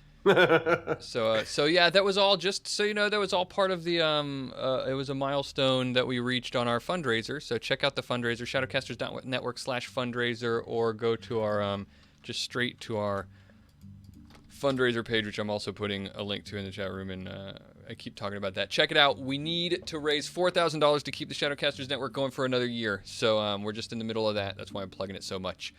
I want to go around. Let's start with Sarah real fast. Sarah, I want you to get a chance before the end, when everybody's tired and ready to go, to tell everybody about the project that you're working on and with your production company. Awesome. So, hi, I'm Sarah. I am the owner of Rem Attorneys Productions. And question for you. Do you like cyberpunk? Do you like fantasy? I assume you do because Yes. you're all sitting in this chat room right now. I'm producing a series based off of cyberpunk and fantasy. So we're producing a trailer. The Kickstarter goes live this July 12th through August 11th. So we'll overlap with Gen Con. So, but we're promoting the crap out of it. We need to hit 15,000 in order to fund it and make it happen. And there's some really cool stuff. I've got some of our friends that are sitting all around me right now that are involved as well as writers and composers and voice actors and stuff like that. So, but it is going to be live action and it's super exciting. And there's some cool photos on our Facebook page, which I will send in the chat now. Cool. And So it's follow us. totally not Shadowrun. Yeah, it's Opti, I love you so much. she can't say it, but I'd be like, hey, what if this was Shadowrun and you just didn't know it because they didn't say it? So, Opti, speaking of Shadowrun, you're in the middle of doing a bunch of with a collaboration with a bunch of people to do, what is it? Was it 28 days of, or is it 30 days or 28 days of straight of content release? Well, thank you for spoiling that. We haven't said sorry. that yet. Just kidding. That's all right. But for the You gotta 32 tell me people these here, things. I will let you know that yes, there is a crossover coming in June. On June 1st, the Neo Anarchist podcast, along with Radio Free Detroit and the Deniable Assets podcast, basically the three in-character Shadowrun podcasts of note, will be crossing over and basically be doing 29 days of daily releases, telling one very large story in a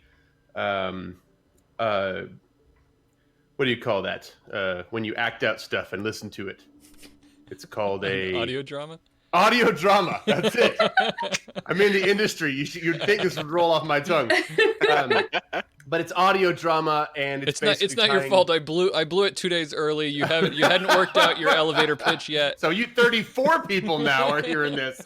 But yeah, it's dropping June 1st, and it will be tying in to the larger SR6 meta plot. Right. So this is the the Shadowcasters Network had the ability to kind of tap into the SR6 train.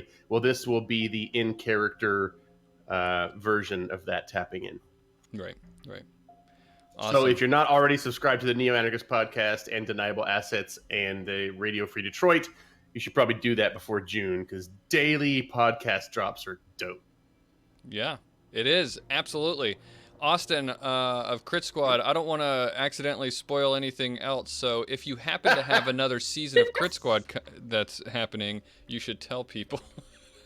Yeah, we happen to have season 3 is currently underway. I believe not this coming Friday, but the next one is going to be episode 3. But the last two, we had an hour-and-a-half action-packed starter for season 3.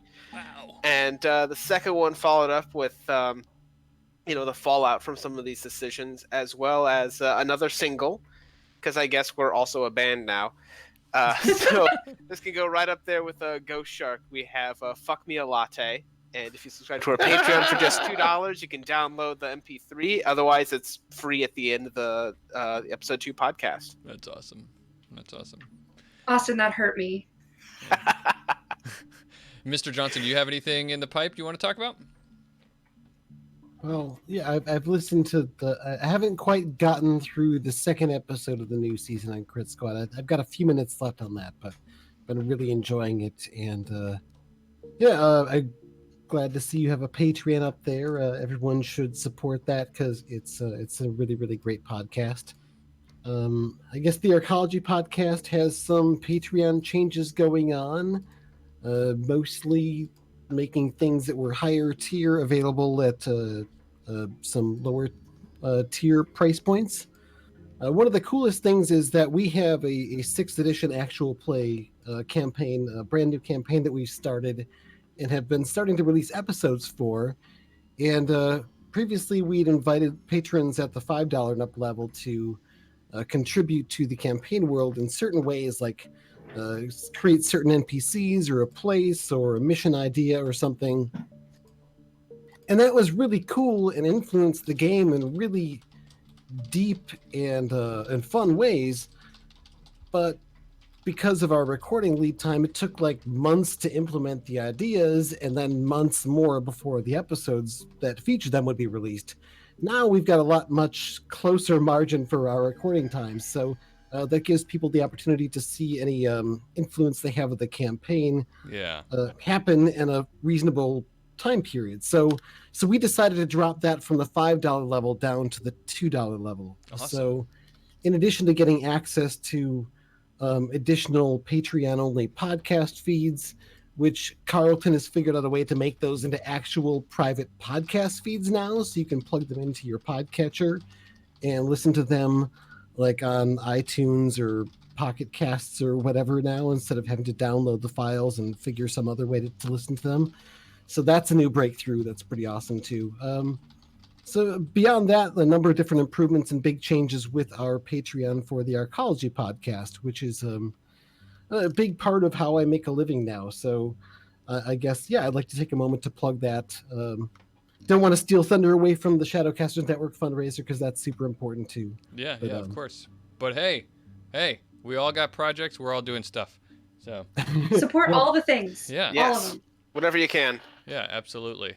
And you don't need to pay rent this week. Yeah. It's so hard and takes so long for them to evict. Like, you've got time. Like that's like legal proceedings, and you got time. So head on over to also my YouTube channel, Complex Action, and I've got the 6th edition preview coming in. And every week I keep saying, guys, I'm about to put out the Edge video where I talk about Edge this week, and then stuff happens like me having to rewire my house, or my mom staying with us for a week. But it's happening, I promise. It's coming. More 6th edition stuff is coming. Well, let's get going. Let's keep going. We just ran off a group of runners, it seems, and we're making our way into this. It's a hospital, right? What was the name of the hospital again? Or is it Garland Medical. Garmin Medical. Garland. Garlen. Garland. Okay, I thought it was Garmin, the people who make the... Garland Medical, maybe they have things that'll make our bodies less ouchy. I thought it was Garland, like the stuff that you use at Christmas. It's Garlen, Garlen, named after the Earth Dawn passion of healing. Oh, neat. So okay. I was kind of hoping someone would jump on that and go, point that out, but no one realized how it was spelled or something. So that was a deep cut, bro. I'm not up on my Earth Dawn lore. By the way, we while we were on our break or sometime around there, we got a $50 donation to the fundraiser. Thank you. Hey, thanks. Nice. And that puts us $250 away from making Oz dance, if we can do that by Sunday at midnight. So keep it up, let's do it. Hell yeah, Misfortune. We still talk about Earth Dawn. Fossa Corp is out there doing Earth Dawn 4th edition. I do an actual play podcast that I record with Opti and a bunch of other people, including the line editor of Earth Dawn, Josh Harrison, who is awesome and fun to play with. Yes. And that's called Legends of Earth Dawn. You can search that up on the Shadowcasters Network website, or just, search for Earth Dawn on a podcast searcher and you'll find it. All right. Rooster is going to kind of start to realize, take a moment to realize the injuries he has and start to and then hobble inside and go, we better find this thing we're looking for quickly. You guys head in. I got up the rear. I'm gonna watch our 6. Make sure this group doesn't try to double back. I do that. All right. I'll send the crawler in point.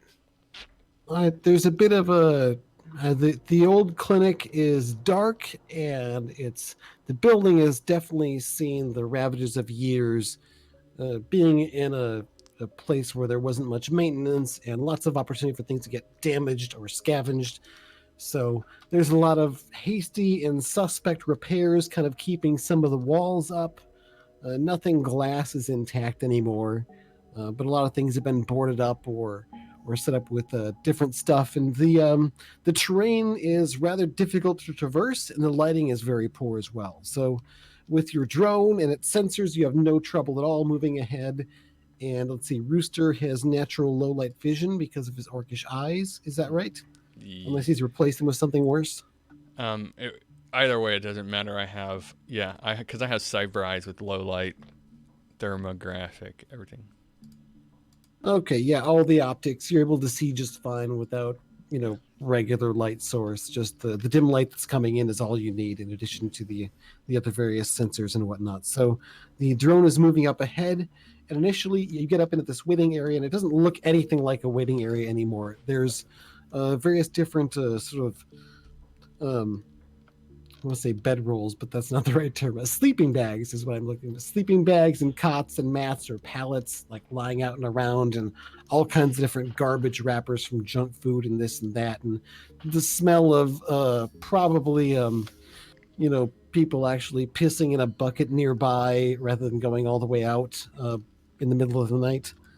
So this is kind of where a bunch of the gangers must hang out. But there's also been a recent fight here, and there's a few different bits that are smoldering here and there from recent flames.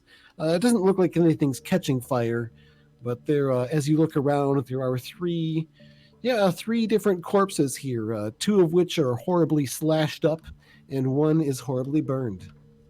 What the They look frack like happened here? they have cyber arms that have one of them has like a big buzz saw on it, but one has a big clamp. Looks like the dead here are the three superhumans that had returned to answer the call that you had sent them, that there were people running around in their building. Looks like they found them. So I'm still astrally perceiving, so they're all dead and there's no spark of life. Any They're corpses, yes. R.I.P. Buzzsaw. Well, let's get in and out of here quick before any more of them decide to show up. Astrally perceiving, you do see that there is a glow of an astral signature from all the recent spell casting. So you could use that to a sense and get a good idea of the aura of the person, and maybe even use it to track them down if you needed to. Would you like to take a moment to sense it to do that? Yes, please. I would. Yeah, they did not take time to clean up their astral signature, and they don't have anything fancy like a flexible signature to make up for that. Okie day. So give me an astral plus, I think, intuition skill test. 1 second. These definitely the signs of the magic, which are on anything that's kind of smoldering nearby, and also the corpse. They're pretty easy to pick out against the background count here. 3 hits. Okay, with 3 hits, you've got a good sense of the aura. It's a magician of some kind, probably hermetic the way it feels, but it's hard to say.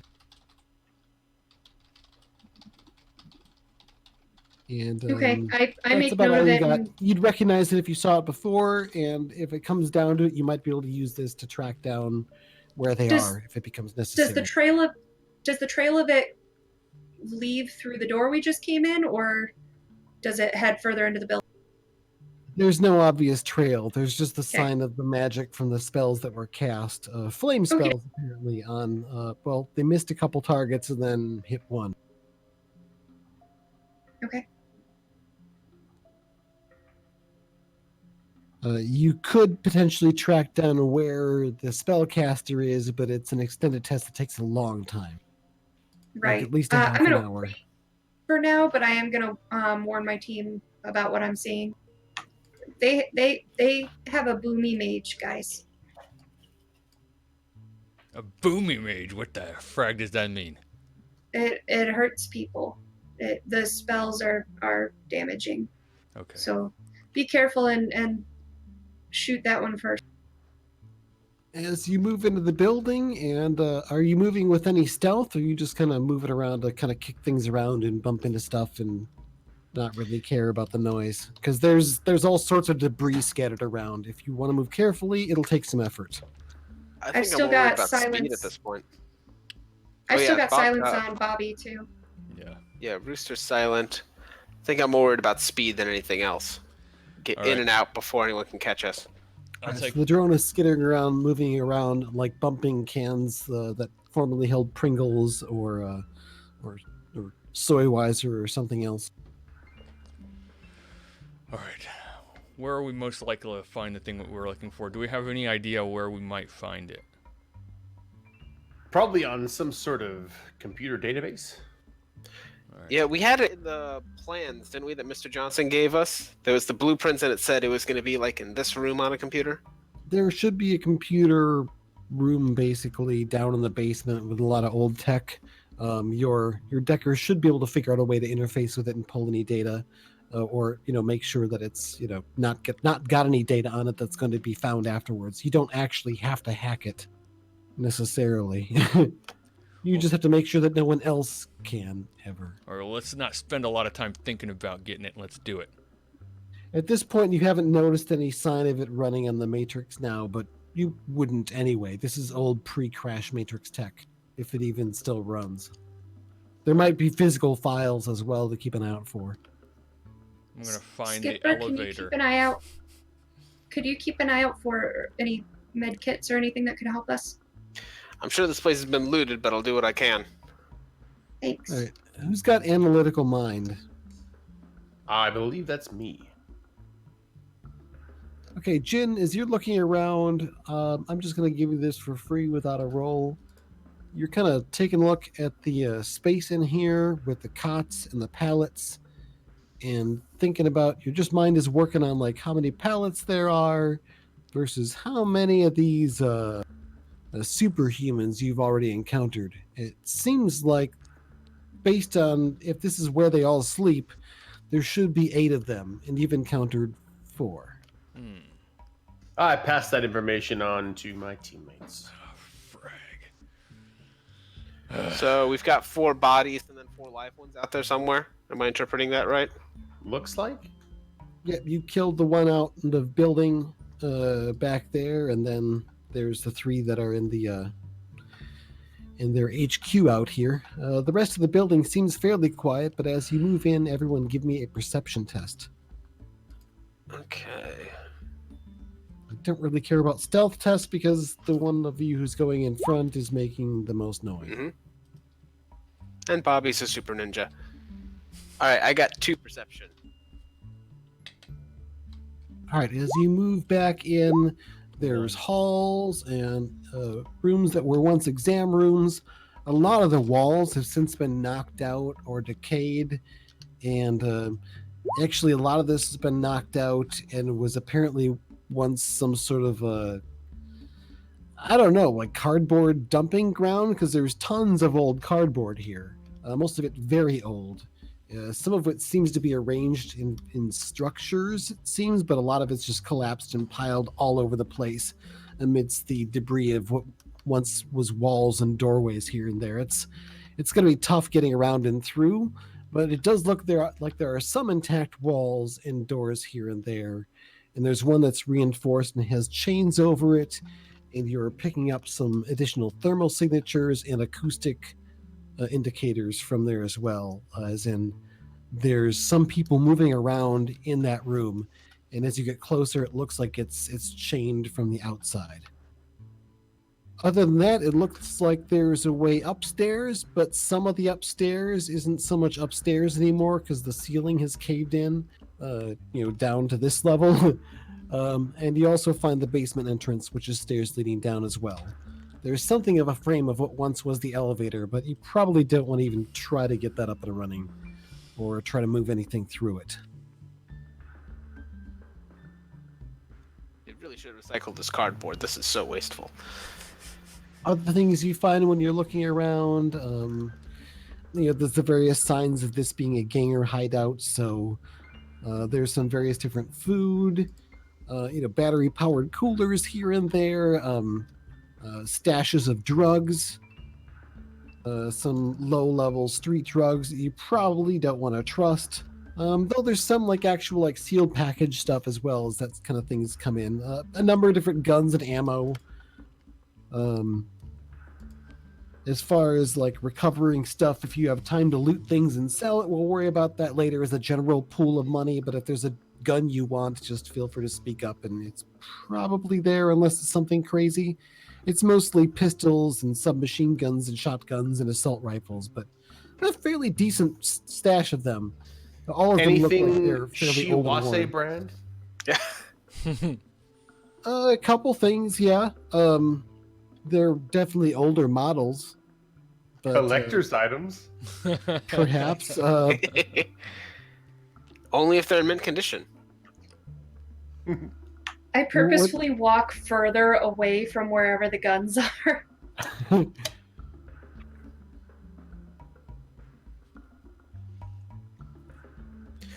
Other than that, there are a few med kits out and about, and Dibs. some cyber technology kits as well. So for doing maintenance on cyber limbs and stuff like that. Oh, medkits. I guess they'd have some stim patches stashed here and there as well as Ooh. a few different ratings. So Yes, please. Anybody Alright, know as how these- to use these things? Nope. No. Nobody has any knowledge of how to use a stim pack or a med pack. well, stim pack is easy. You just slap it on your skin somewhere. Med kit is what you said, though, right? There are med kits as well as stim patches. All right. Well, that's a hole we need to Nope. fill eventually. Yeah. Might need to level up some of that later on. In the meantime, I'm going to stash some of these drugs. See if Yeah, I got any what- bliss in there. Yeah, sure. There's bliss in there. There's probably about 1,000 new yen total worth of various different street drugs. If you want anything specific from it, just pull it from the value. And I know there's no drug prices in the 6th edition book that we have currently, but you probably have access to those from older edition books. Those will work just as well. Yeah. All right. I'm going to grab a few uses of bliss then. Stash that on the I don't know. I guess this crawler has some sort of carrying area because it's also got the MCT NAT drone with it. Okay. It managed to kind of stuff some into a spot that isn't really made for carrying cargo, but you've used it before for carrying small amounts, and Yeah. this will work. It's a little spot on the side of the weapon mounting rig. Oh, wait, here we go. Here's some tape. You find some tape and tape it on. Yeah. All right, so after looking around and doing a little bit of looting, maybe grabbing some spare ammo if you needed some, they've got regular and gel rounds. Are Yeah. you going to We literally, check out upstairs? we literally can't use the medkits, can we? Because I think biotech, I'm looking at it right now, it's not a defaultable skill. So. It just depends on how confident you are.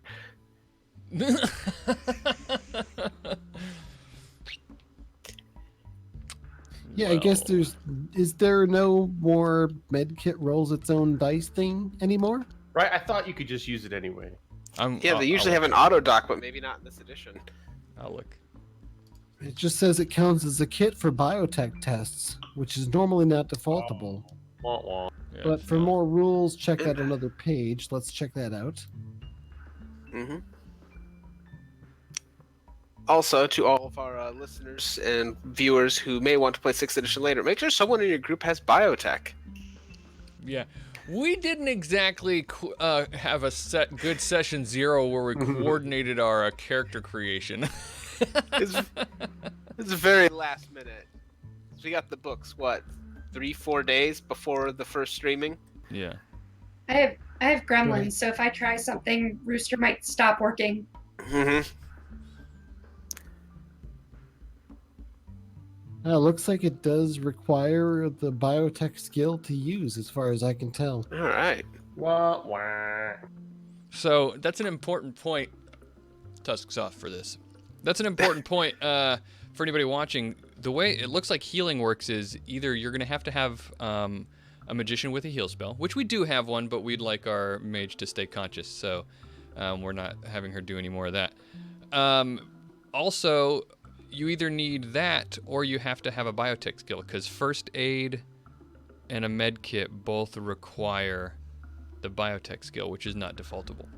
So It looks like Go ahead. it looks like the big difference between having a med kit versus just having some other lower level first aid test is that you can take longer to be able to do it. Yeah. So first aid, you have to do within 1 minute of the injury. And a med kit you have to do within 1 hour of the injury. And magic, I think, there isn't a time limit on that, is there? Yeah, I think magic's whenever. Yeah, I don't think so. Right. And there's It doesn't matter what order you do them anymore. Nope. Yeah, so that's really so important. doing one doesn't eliminate the other. Right. It's the only thing about the order is that time limit. Another important thing to note about healing is that it's a biotech plus logic skill for both first aid and med kit, and also that physical healing using a med kit, still the threshold is based on your essence. So low essence characters are still, even with a med kit, harder to heal because the threshold is 5 minus your essence. It looks like it lists there's 3 ways to heal other than long-term healing. It lists first aid, med kit, and magic. So I think you can do first aid with a first aid skill and a med kit, or at least a kit, I guess. And then you can follow that up with the med kit test to heal again, and then still follow that up with the heal test, or do that in any order. Yeah. Yeah, the only other limitations with that is that you can only use each type of healing once per set of injury, and you only can do each individual type can only be done itself 3 times in 1 day. So, like you can only perform first aid 3 times in 1 day. And then med kits 3 times in a day, and then magical healing 3 times in a day. All right, so the short answer, though, is no one has biotech. Right. So The short there's answer is no we're first aid going on. Correct. We'll be fine. If you guys could stop bleeding out, that'd be great. We did. We got stim patches. That's good enough. I have stabilize. That's about all I can do for you. Well, we'll save that one for when we go into I'm overflow. stably bleeding. Yeah. It's Yeah, stable. everyone's still on their feet, though. Some Yeah. people are kind of worse off than others.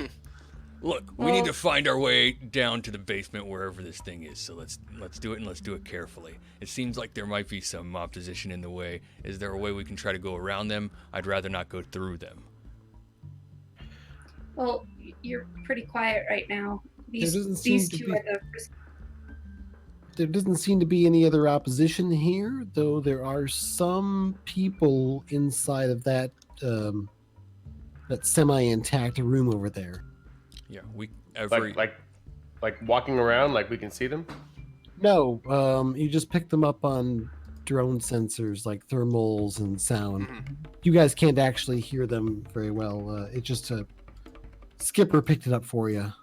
Yeah. So, what would it be like if we decided to go a little bit quieter this time? Perhaps I'll stay behind and let the more burly among us take the initiative. let's do it.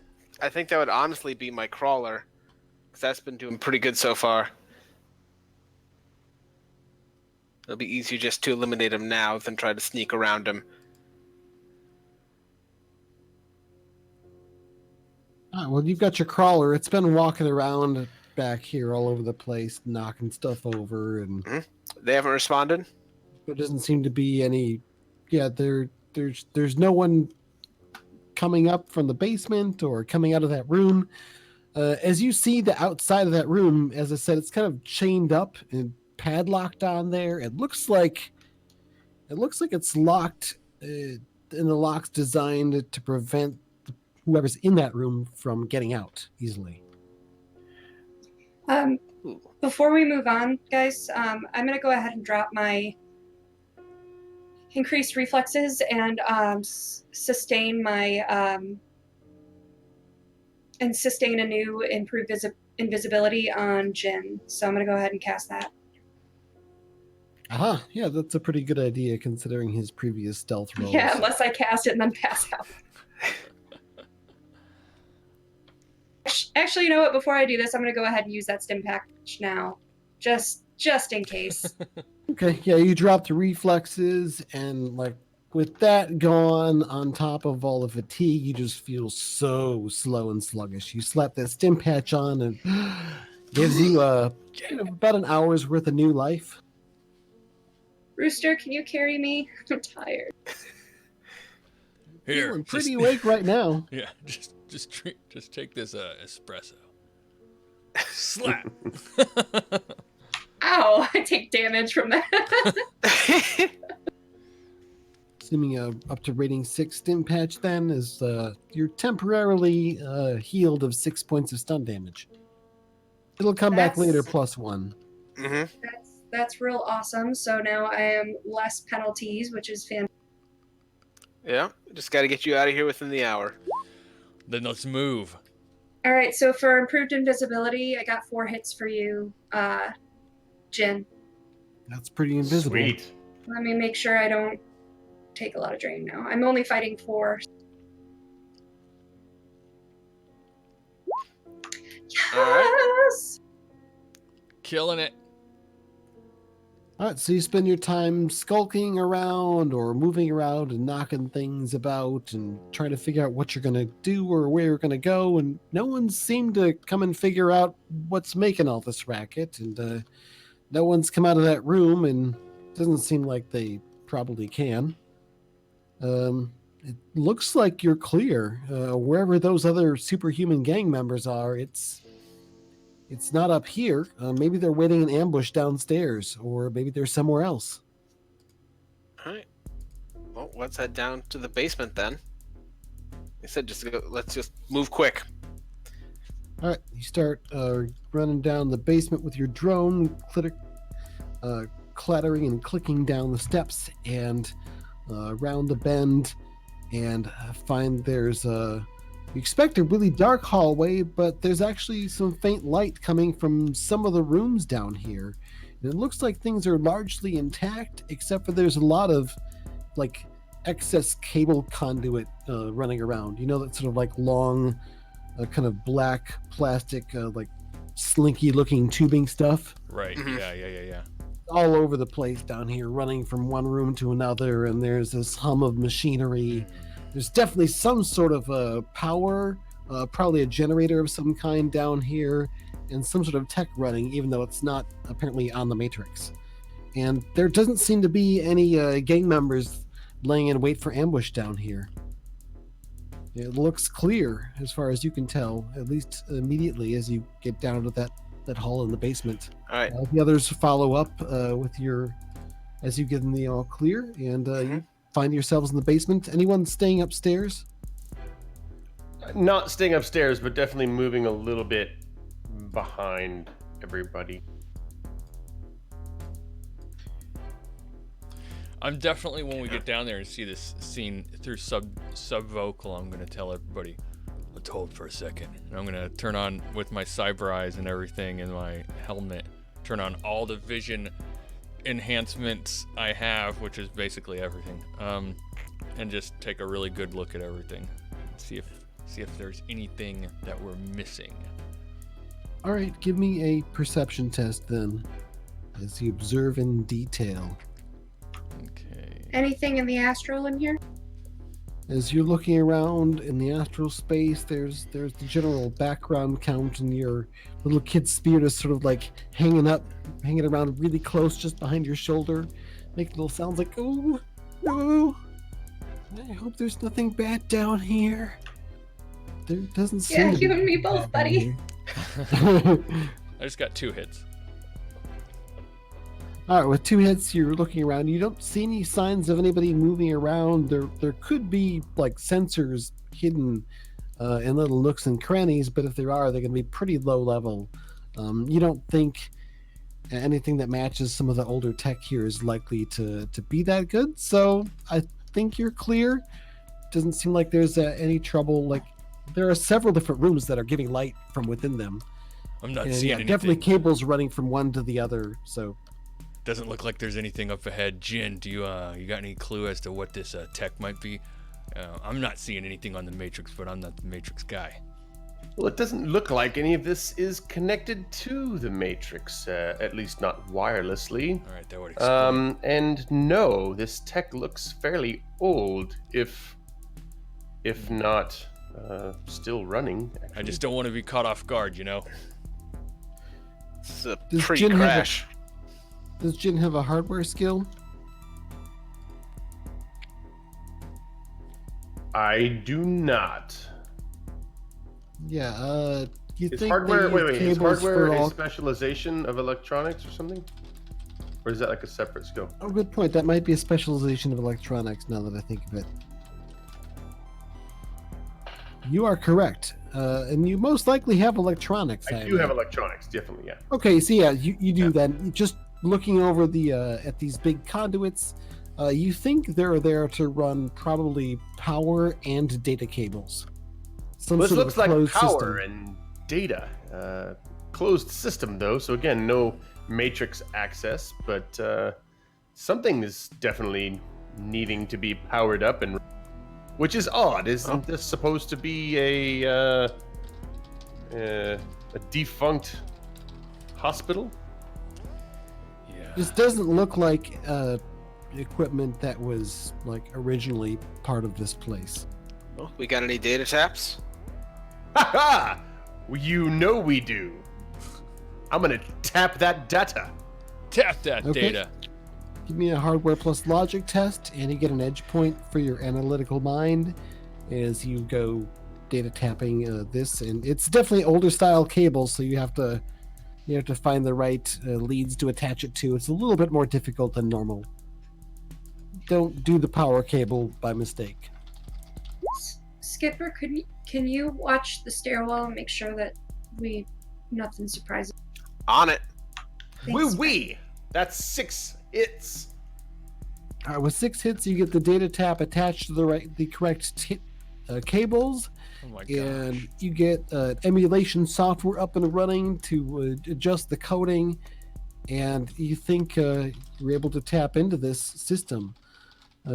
I guess we'll just have you buy hits on access tests here because it's pretty old and unguarded to any of your newer hacker techniques, and you're able to easily sidestep any of the feeble, more or less non-existent security measures and find yourself accessing what appears to be an older,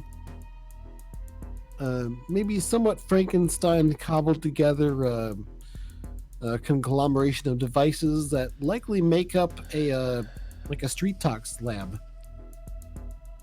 A lot of it's up and running and monitoring stuff. Doesn't look like anyone's in surgery, or doesn't look like any biomonitors are currently giving off readings on people at the moment. I send a message back to my teammates in a fake dramatic accent. Oh, help! Get it off me! It's disgusting! It's ancient Matrix tech! Bleh! And I describe how how this appears to be some sort of biotech, for keeping people. What was the exact phrase you used? It's like a street docs lab. Like a street dogs so lab. All kinds of stuff for putting cyberware and bioware and stuff into people. Some of it is actually more recent tech, but it's been adapted to be connected to this throwback tech as well, so it's not running wirelessly on the Matrix as it should be. Oh, it clashes! The tech clashes! It hurts my brain! There's also data stored from like a vast amount of data from different logs, meticulously kept notes on things. It'll take you ages to get through it all, but yeah, it looks like a whole bunch of people's...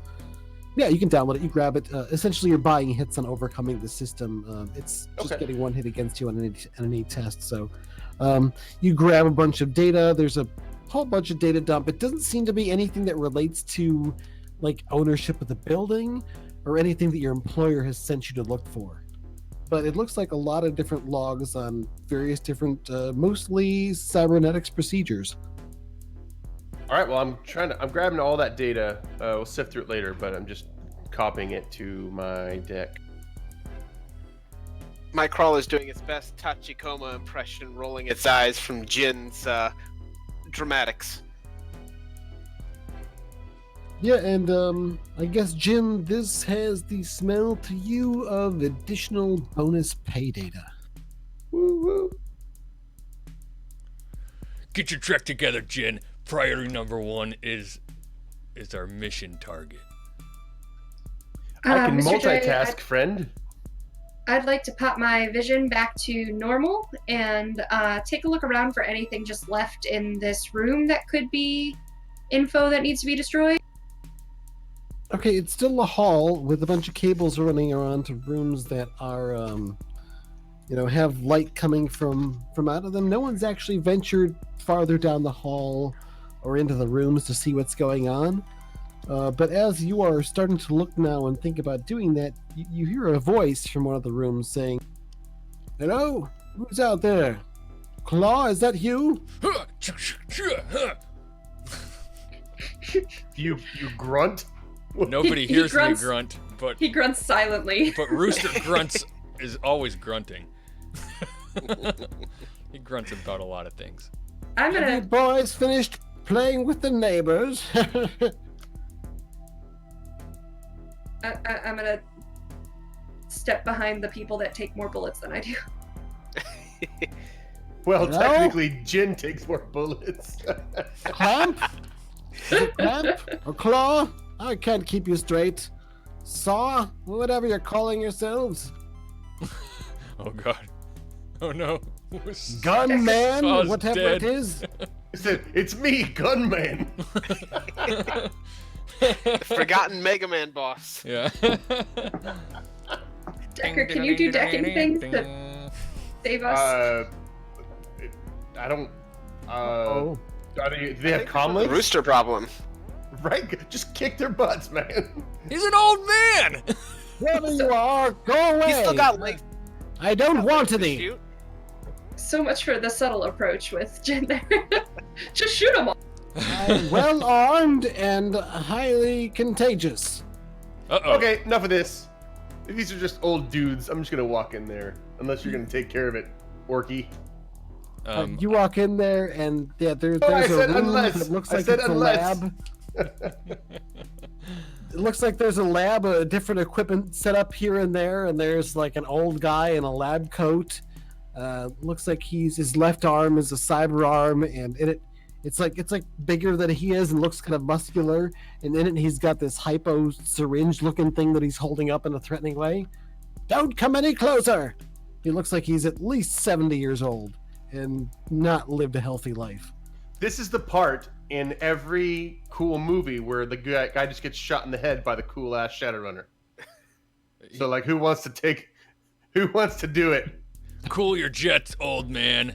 We're just here for some It's computer one stuff. of the infected. Get away from me, filthy scum. Nobody's infected can't here. have What are you this talking world. about?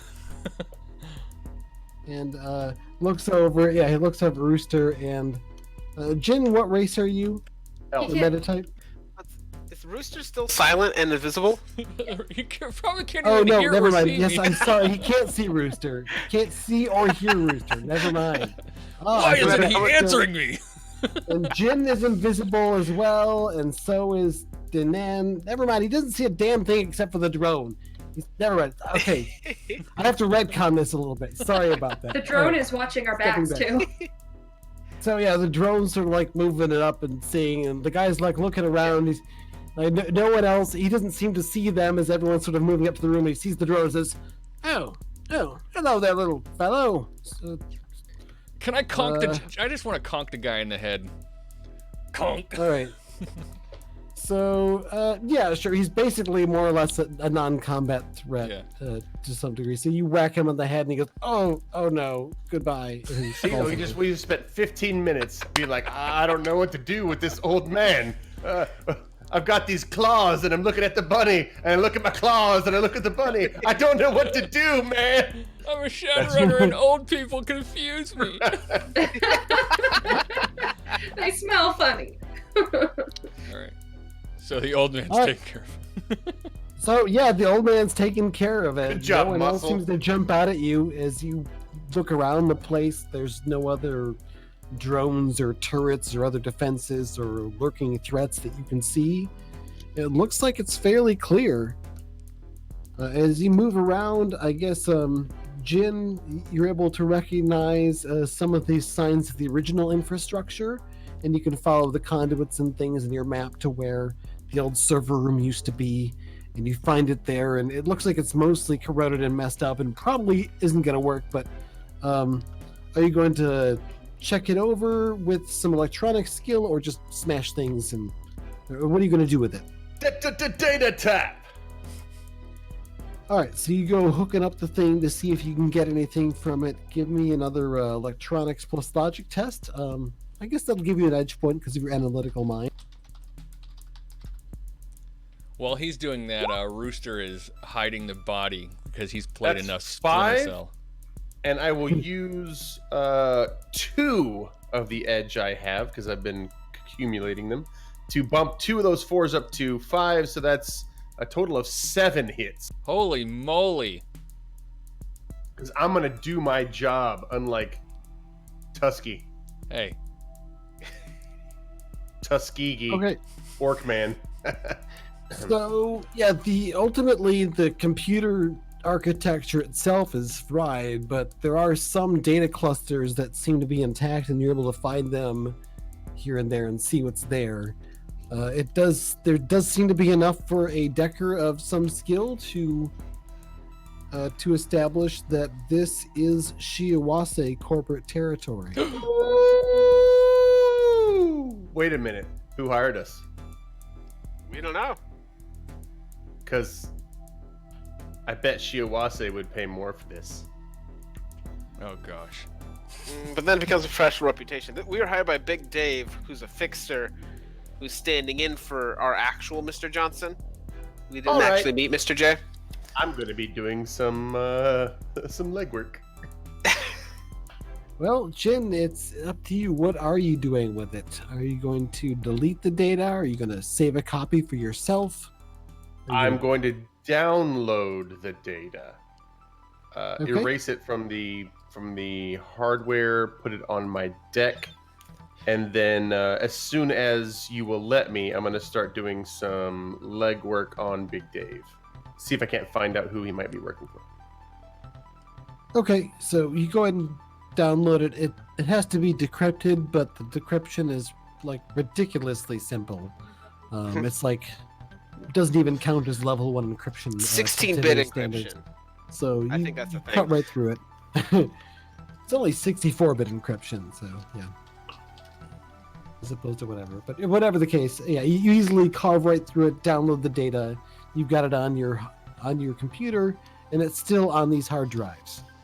It's still on hard drives, even though I wanted to erase it. Unless you want to wipe it. I wanted you to could wipe it and, clean these hard drives easily, and then also, find them and physically destroy them. It'll take you a few minutes to do a nice thorough job of this. But you managed to get your data and destroy it too. Cool. I was gonna offer to let me play with the computer, and it would probably destroy everything. Here, That's Jeanette, actually turn not a this bad on. option. Try to play solitaire for like 5 minutes. So yeah, it looks like Sparks Jin's flying. busy. Basically, he's pulling stuff apart and connecting wires to this or that, and trying to see if this thing works or that thing works, and occasionally, eventually, connecting cables and wires up together. And it's taken him a few minutes to get this rolling and to get to work on this. What are the rest of you doing while he's doing his hacker thing? Well, like I'm I said, worried- I'm sorry, Danan, go ahead. I've already said I'm that I've hit worrying a a body. I'm worrying a heck of a lot about the word infected right now. So I'm looking all around and thinking about that locked room upstairs and how I had wanted to help people, but now I'm really afraid to. Please ignore the part about infected because you were all invisible and he didn't see you or say that. Yep. Oh, I okay. really wish he Then had. I'm not worried about a thing. because it This would is have been going cool. great, guys.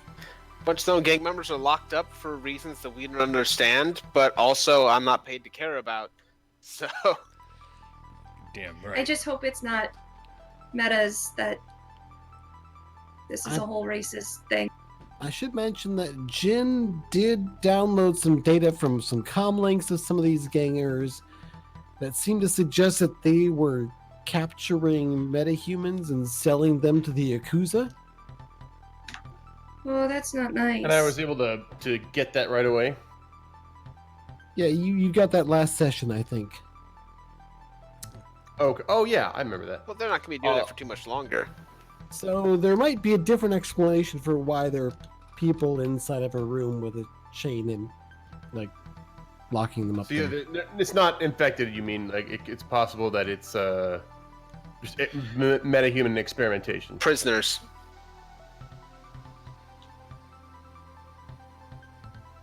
All right. Yes. Ultimately, if Jin does take a look through some of the data that he pulled from this doctor, in addition to the logs about the cyber technology, he seems to be convinced that like the bugs are one facet of like an invasion, a magic-based a magic-based invasion that infects certain people and turns some of them into bugs, turns others into other awful things like orcs and trolls and elves and dwarves. So, So, it should I, seems like if I do sit down and look at this data, you know, is that what you're saying? Would that be worthwhile? it'll probably take you some time to come to this, like at a later date. You're not getting this right in this moment because your mind is occupied doing Does- other things at the moment. That's does- not does part of the this data you're guy- actually pulling from the original server from Garland Medical. Did you say that there were more than one guy in this room, or just this one guy? There's just the one guy down here. Okay. The weird cyber doc with the big arm. Does he have any like a comm link or anything like that? Yeah, I guess he's got a comm link on him. All right, I'll try to see what's on his comm link. I'm just gathering data actually- here, folks. Do your data thing. I think he mostly actually probably uses a terminal that's attached to his like medical facility. Is that different than the thing I just hacked into? Yeah, there are two things you hacked into down here. You hacked into this guy's medical facility, and then you hacked into the original server farm, more or less. That was part of the Garland Medical's old school host. So it looks like you've achieved your objective by destroying the data, assuming you don't sell the data that you pulled from down here.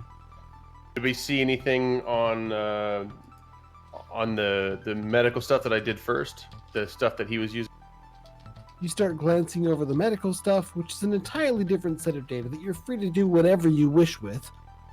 And yeah, there's lots of different... Looks like he's been cybering up gang members from the superhumans, as well as other gangers who come around. But he also uses it for experimentation. He looks like he likes to invent different kinds of cyber weapons and cyber technology. Everything is sort of a custom build.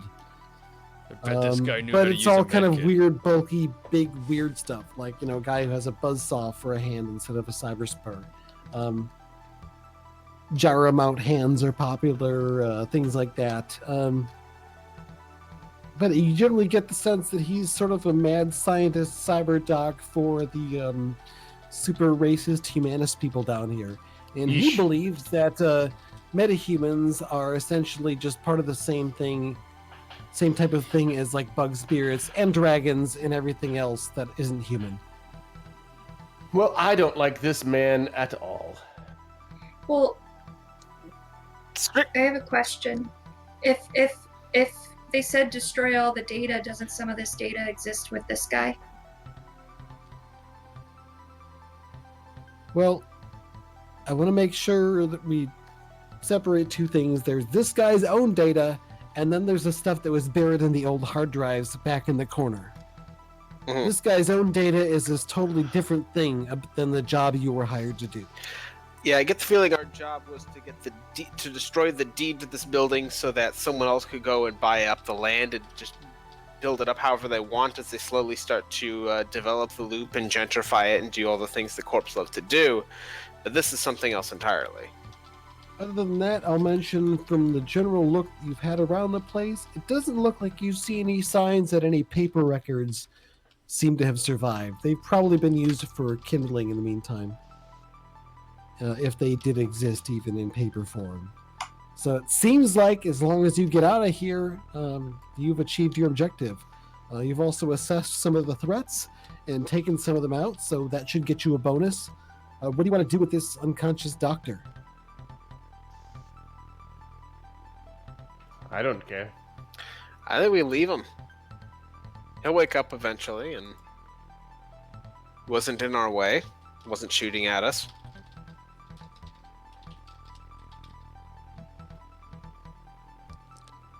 I'm not paid to make decisions. Just leave him. Let's leave him then.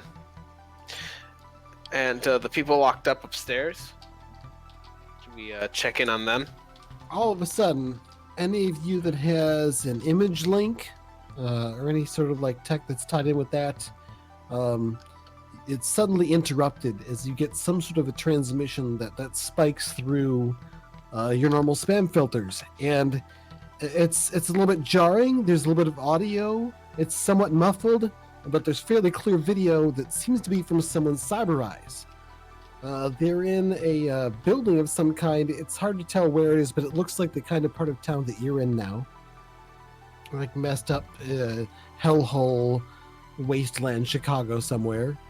And there are several people there, one of which is this human who's he's kind of tall.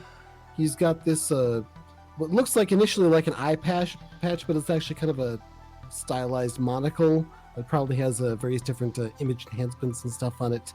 But he's kind of got his leg up on a crate, and he's looking down at your perspective from the video with kind of a smug grin on his face. And he says, oh, damn it, let me get my name straight here. Gannon, where do you think you were going with that thing? Gonna get somebody hurt. You disappoint me. And then a voice that's coming from what must be the transmission says, come on, you can't get away with this, Cannon. You blow that nuke, it's gonna kill lots and lots of people. We can't do this. And then someone else says, shit, Canyon, I think he's transmitting. Frag. And the guy with the eye patch pulls out a pistol and points it at your perspective, pulls the trigger, and the transmission ends. Everyone make a perception test.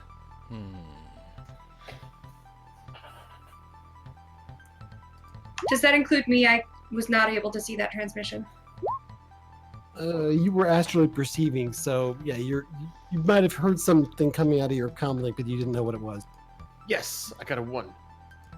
I got 2 hits. All right, here, So I'm let's not- see. Rolling perception, right? No, you're not. Okay. Actually, go ahead. Okay. I got 3 hits. Okay, yeah, Roosters, you're starting to maybe head up the stairs. You're picking up this transmission, and just at the time there's the gunshot that ends the transmission, you think you hear a gunshot in the distance, like somewhere within must be a few hundred meters of this building, but it's faint and probably impossible to tell the direction or distance exactly. That's fraggers nearby. I heard a gunshot outside. Probably. Is that something about nukes? Yeah. What? Did he say he was gonna set off a nuke, or he did set off a nuke? I hope it's going to. Me too. You take a look at your decks or comm links or whatever, and you find that you actually have the data file saved on your system, and some of you little pop-up windows showing up unauthorized file detected. Keep or delete. Looks like you could spend some time reviewing this if you want to, either now or at a later time. All right. I think we got a little time, right? I can review it. We got a minute or 2. Mm-hmm. Yeah, I'm not seeing anyone coming down the stairs yet. If they talked about setting off a nuke, then maybe we need to not be here. Okay, so I guess what sort of knowledge skills do you have, Jin? Or anybody else, anybody on the team, I guess. Knowledge skills in this game now being a sort of a binary thing. You either have them or you don't. So you know the thing or you don't. There's no role involved anymore. So I want to see what you guys might be able to pick up from what you see in the audio there. Or see in the video there. Duh. I got Turkish, Arabic, English, high fashion, Shiawase Corp, Constantinople/Istanbul, and Spinrad Global. Okay, skip the languages, but carry on. All right. I've got Chicago gangs, movies, and the theater. Arcana, magical security, and security system. Chicago area and Ares security procedures. Oh, with Ares security procedures, you see this kind of small object that's kind of in the front that maybe this canyon guy seemed to be gesturing towards. Mm-hmm. And you think you recognize it as like an old, like Ares, like it's an actual like old Ares undetonated suitcase nuke from like back when they were like, you know, nuking the hell out of Chicago and the bugs. There's been some rumors that there were some of those that have been unaccounted for. This looks old, like it might be one of them. No, frag, that looks like an old Ares nuke. We're running now, right? You're actually kind of still mostly hanging out in the basement of this place. No, Danen is asking. Is We it got the still data. there? Can we see it? The camera feed is gone. No, I know that, but where the camera feed was looking. Oh, Like, Like you is that you is can it pull it up inside in the building? file and point it out like that thing right there, Yeah. Rooster. Like that Yeah. right there is an old Ares, essentially a suitcase nuke. Okay, let me ask again. Where the video, like, is it coming? Like, is it an old recording or is it new recording? oh, this presumably is happened right It's now. happening right now. Yeah. It was a And live it- transmission. We heard the gunshot echoing in our building. Oh, I not see. in our Okay. building, but And- in the air, in the block. Yeah. And what were the surroundings? Was it inside this building or was it outside? It was inside some building you guys haven't been in before. Okay, but okay, it looks gotcha, Like alright. It could be this area. Danen, Old I think crappy we need some rundown place. Danen, Skipper, I think we need some recon to find this person. We're gonna have to do it quickly. There's no chance we're gonna be able to get out of here before something bad happens, and not to mention the At loss that of point, when life you in say general. something bad happens, there's a pickup truck that starts rolling around the corner from about a block away and starts pulling up. It looks like there's some guys hanging out, like, with guns and stuff. It might be the other remaining superhumans that are pulling up. They don't necessarily have your position, but it seems like they're tearing up quickly. Like, maybe somebody called them and said that there are people attacking the base. Hmm. So astral still happens at speed of super fast, right? Speed of thought. More or less. I mean, you still have the same number of actions you normally would, except you have extra dice when you're astrally projecting, so therefore more minor actions. So I'll put it out there as we hear this truck rolling. I could drop the spells and go full astral and try to find this. Yes. Do nukes and radioactive things have a magical signature? I know they interact weirdly. Like an area that has been nuked, absolutely, but The No, device yeah, itself, not probably a- not. Not a device. No. would probably just show up as boring gray blob of technology. But I could at least try to find a room that has 2 auras in it that might be aggressive. And a dead guy. And it won't take me long to look. Yeah. Someone carry my body. And I immediately I got it. collapse to the floor. And I throw her over my shoulder. Now, I believe you can continue to sustain spells while you're projecting. I Are you can? dropping any spells? Heck no! Okay. So you're still invisible, Jin's invisible, Rooster's invisible, and super silent. The only way you can actually communicate with him is because he's got his, comm connector, right? Like through DNI or something. Yep. Then we have Skipper, who's got the drone. So, except for the drone, you're more or less, you might be able to slip past these guys if you don't want to fight them. If we Looks can like they avoid it. pulled up the car and they're getting out. And there's a guy who's sort of standing up in the back of their pickup truck with a gun hand, covering the rest as the other 3 as they're getting out and getting ready to approach the building, calling out, "Claw, you there?" Let's stay Is this down. on the Saw other side of the him. building? Is this on the other side of the building from our truck? From my truck? They're pulling up near the front entrance. Your truck is kind of pulled.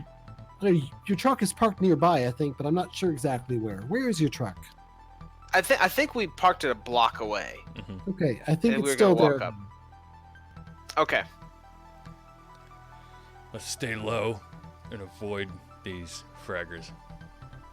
I'm going to send another NAT drone to kind of do some sky surveillance on these guys so we can see their positions.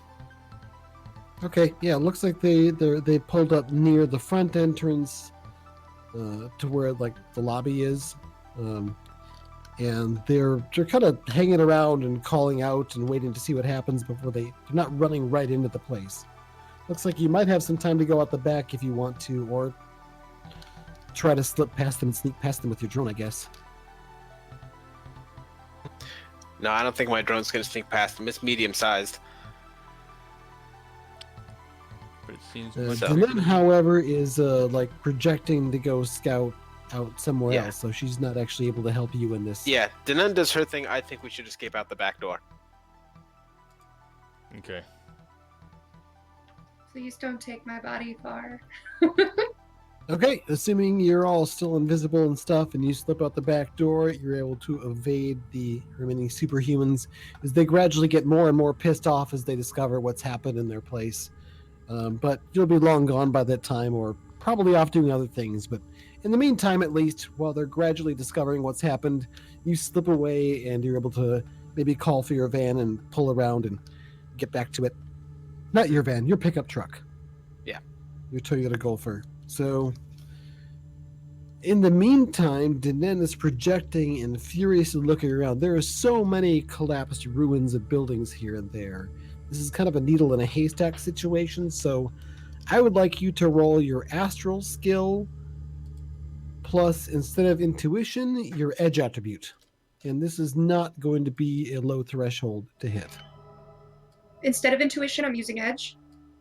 Yeah, I'm making this up on the fly. It's edge and your ability to spot things in the astral. So, a number of the skills do have different situations where they call for different attributes. So, it's kind of precedented in the rules. But I'm also doing GM's prerogative here. So, Okay. If There's a it little bit if it of luck. helps at all, too, I want to be, since I know magical security and security systems and stuff like that, I'm gonna take a grid kind of pattern where I just like zoom like the block forward and back so that hopefully I don't miss a lot of space. Okay, you're covering a lot of ground as quickly as you can and hoping you don't miss anything important. Give me that astral plus edge test. 4 hits, and I'm gonna go ahead and see if I can spend an edge to... You got a 4, you can boost to a 5. I do, so let's do that. I'm gonna make it 5 hits. Okay, a minute passes of searching. I'm going to make this an extended test. Take a die off and roll again if you want to keep looking. Why do So you hate me? for those who for those who don't know, what Sarah just did was she used an edge boost. She spent an edge to increase, or 2 edge to increase, add a +1 to one of her die that she rolled, and that's why it went from a 4 to a 5, making it a success. Mm-hmm. So All right, I rolled 4 again.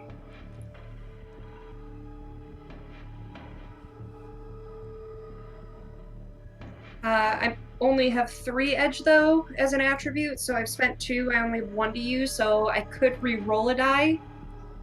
The 4 is still pretty good, so I think I'm gonna risk it. Ugh. did you say brisket? Yeah, I'm hungry.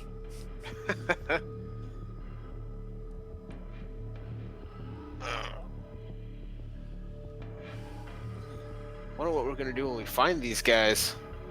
Because we gotta stop them from setting off the nuke I'm gonna go. before they can react. Ah, Okay, sorry about the impromptu break there. That's all right. Over the course of that minute while you're first looking, the rest of the team arrives, including with your body, safely back to the Rigger's Toyota Gopher, evading the other shouting superhumans, some of which are now shooting like guns into the air and yelling. Alright, so the crawler's gonna jump back onto the top of the cover in the bed of the pickup truck as I'm gonna jump out and just drive out to a main street outside of this alleyway and wait to hear from Denon where we're going. Okay. Janin, on your second test, you got, what, 4 more hits? Yes, sir. So that brings you to 9 total. After 2 minutes of searching, you've searched a fraction of the space so far, and you have not found them yet. Would you like to keep looking for another minute? Yes, sir. Okay, so she's been quiet for 2 full minutes after you've gotten back to the truck. And then roll your next test. Well, you only need 1 more hit, so you kind of auto pass. I'll just have you buy hits for it. I'm So gonna lay her down in the Hooray! back of the truck and then sit up post to cover us from any people. at about 1.5 blocks away, you find what appears to be a corpse of a dwarf. Oh, that's so very, sad. very recently deceased. Like maybe about Bingo. 3 minutes ago they died. Oh, I'm sorry, friend. There don't appear to be any other auras here or astral signatures as far as you can tell. Whoever was here, they've left. And you did see like other people here and around, but I mean it seemed like there's various homeless people squatting here and there. So at this point, you're not sure you could tell whoever did this from whoever might be just the denizens of this vicinity. Okay, then I'm gonna do something risky, but I'm doing it. I'm gonna manifest and then follow the trail out and see if I recognize Dude Rose from the... Okay. Do you have any sort of skills that would apply to tracking, I guess? I guess outdoors would be tracking or navigation. If not, I mean, my knowledge skills are Arcana, Magical Security systems, and then This I is an do old have- rundown ruin of a building in a Chicago wasteland. So, right. I have astral signatures, spirit types. Yep, just go ahead and roll your intuition -1. Then Okay. you're kind of defaulting at a tracking roll to see if you can figure out where the hell they went. 2 hits. Not bad. Could be better. Yeah, 2 hits is not going to be good enough to follow their trail. It's already fairly cold, and there's not much to go on. You don't really know what to look for, and I guess you're going to look around for another minute or so, and you don't really know what to do. You think you've hit a dead end here. Okay. All right. I'm gonna go try to find my body. And I can at least point him to the building. Maybe that something starts there. Those of you who are back at the truck, like I said, these guys have gotten really mad now, and they're getting out some of their guns from their armory, and like they're starting to shoot off grenades in the neighborhood, and Jesus H. just fire off guns all over the place, and they're really pissed off and looking Really for like, any target. Danan, It's only a get matter of back time to your before they fragging fire body. something at you. Someone's got money to spend. After a little while, you do eventually see this ghost flying around. It looks like it might be Danan. Yeah. I'm gonna say All to right. Skipper while we're waiting, as soon as she gets back in her body, we gotta get the frag out of here. On it. I'm already gonna jump into my truck while waiting for her to spot us. And we're only a block away, so a truck seems like it would be a logical place for you to look. Yeah, I have a fairly high logic and intuition. So Alright, so Danan, what are you doing? body, back to body, zip. Okay, it takes a little bit. You remember where you were and find where your body is, and you're back in it. You open your eyes and take a breath. All right, Everyone truck. around you seems pretty nervous, and yeah, you can hear lots of noise. All right, let's You didn't book notice it. that in astral space. Hit it, Skipper. Yep, we're peeling out. So I know where the building is, but the guys are gone. The bad guys are gone. Well, at this point, we gotta. Oh, frag. See, maybe they set the nuke and left it. We'll take a look around. All right, tell me where to go. You pull This up the way. location. I guess you've got a good sense of where it is, and you can point about where it is, and it looks like it shouldn't be near the danger zone for the moment. If you're quick, you're able to slip into the room, like pull up the vehicle nearby, run out, check into the place, and find you find the body. There's a dwarf there who's laying on his back. He is appears to have like a data jack, but no cyber deck on him, and there's a single gunshot wound, like middle of the forehead. Yep, that's right. A number of different bruises. I guess I'll look around real fast. There's not a lot that we can do. I do have a tracking skill, or I do have an outdoor skill. I don't know if that would help, just to give it a Do shot. some impromptu CSI. Yeah. Unfortunately, I do not have anything that would be of any relevance towards tracking or living on the street. I got 2 hits. Jin, Rooster, the tracking roll. I got 2 hits.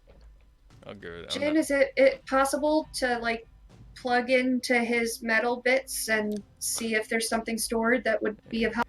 Anything beyond what was transmitted? That is possible. I will give it a go. Hey, I had knowledge about metal.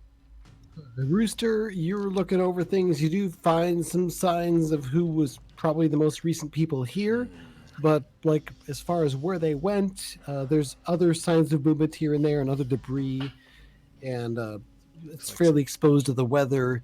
And then you find signs that someone has like actively obscured their trail. Some tracks.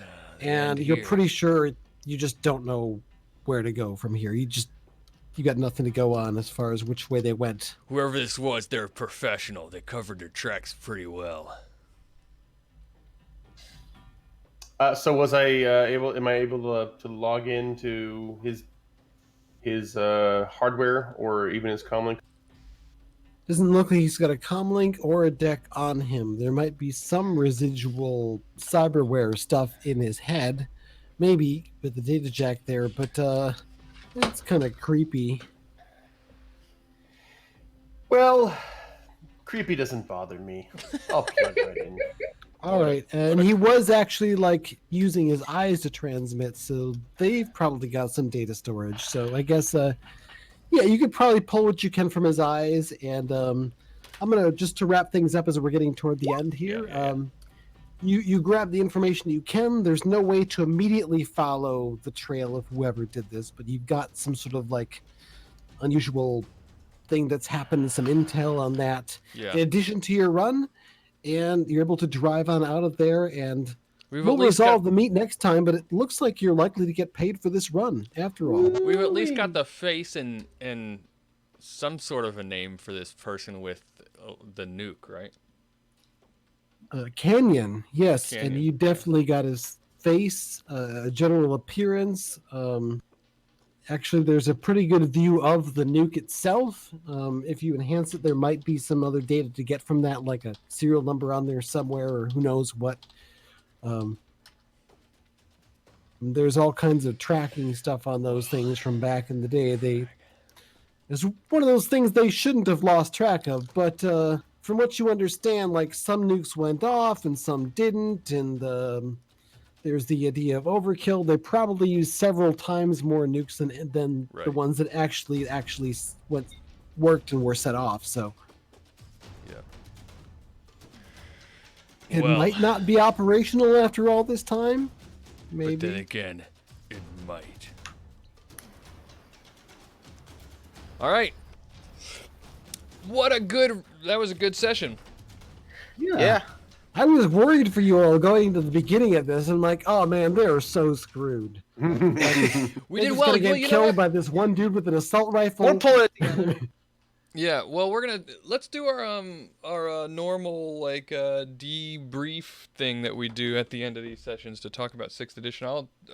I do have to say that I felt in a normal what I would call a normal combat situation compared to the things that we've been in the past 2 sessions that we've done. It definitely felt like I felt like I had a lot more opportunity to gain edge, especially when I had Danen helping out with things like stealth and whatnot, and You're welcome. I was able to bring my attack rating to bear. I felt like more to gain edge. It felt like in a longer combat with more back and forth, I definitely was looking forward to quickly gaining and spending edge, and it felt better. Yeah, I mean, I'll chime in and say this, again, the stuff that I do with the Matrix feels easy. Yeah. I mean, like we just looked up how to do snooping, and it took as long to look it up as it did to actually do it, which was about 15 seconds. Yeah. Yeah, it was pretty So quick. I mean, I had the Matrix section printed off in front of me separately just to have here just in case, but yeah, it was fast to look up. Yeah, the whole user admin guest access, it's just really easy to understand. You know what I mean? Like every action has, what level you need, and so it's just really easy. If you need guest access, you can just do it without any sort of preliminary. And I don't know, Right. it just feels really easy, feels really slick. I always feel pretty great doing it, and Jin is not min-maxed by any stretch. So Sure. Yeah. I like it. Yeah, and I did want to, for those who were here last time, and or for anybody who's watching this after the fact and watched the previous episode, there was a whole bit about Matrix damage and how that worked, like with the data spike, and we did get some clarification on that with like resisting Matrix damage. It appeared from our reading of the Matrix rules that in the last session that we thought that you basically after your attack test and defense, that there's no soak for Matrix damage at all. And that's what we thought, but we got some clarification that that it appears that that's something that has to be errated in the book, and it's definitely the intention is that you use your firewall attribute to soak, much like you would in physical combat. You use your body plus your armor. You use your firewall to soak Matrix damage. So Matrix damage is soaked.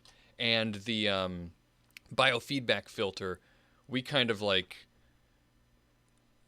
basically, I'm not going to explain what we did last time because I don't want to further confuse people based on the way we were trying to figure out how to do it before. But basically, biofeedback filter works much the same way that it does in 5th edition, and it's just used to help resist biofeedback damage. So I just wanted to make that clarification because I know I got actually some messages from people between now and our last session about people being confused about that and whatnot. Reading up on the grenade rules, it looks like there isn't really any separate fuse type thing. It just is all part of one attack action. Yeah. With no going off a turn later or anything like that. So we didn't quite do those correctly. I mean, the guy did have a move action or a minor action to do the run for cover if you wanted to, but right. Instead I had him on his turn get in the car and drive away. Right, and I think there's something there if you want to set a trap. Yeah, you can set up a grenade with an engineering test. You can set up a grenade to have like a tripwire trap kind of situation. Mm-hmm. Now, I really want to spend a second to talk about the grenade thing because I know that we're already going to get some confusion from people who are watching this tonight or watching this after the fact. So yes, when you make a grenade attack, you throw a grenade in the same round.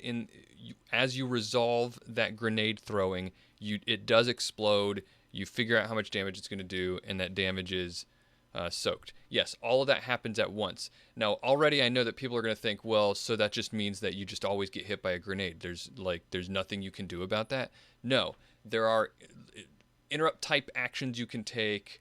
You can use actions to duck for cover, to run, or something like that. You have the opportunity to use actions at that moment to avoid stuff.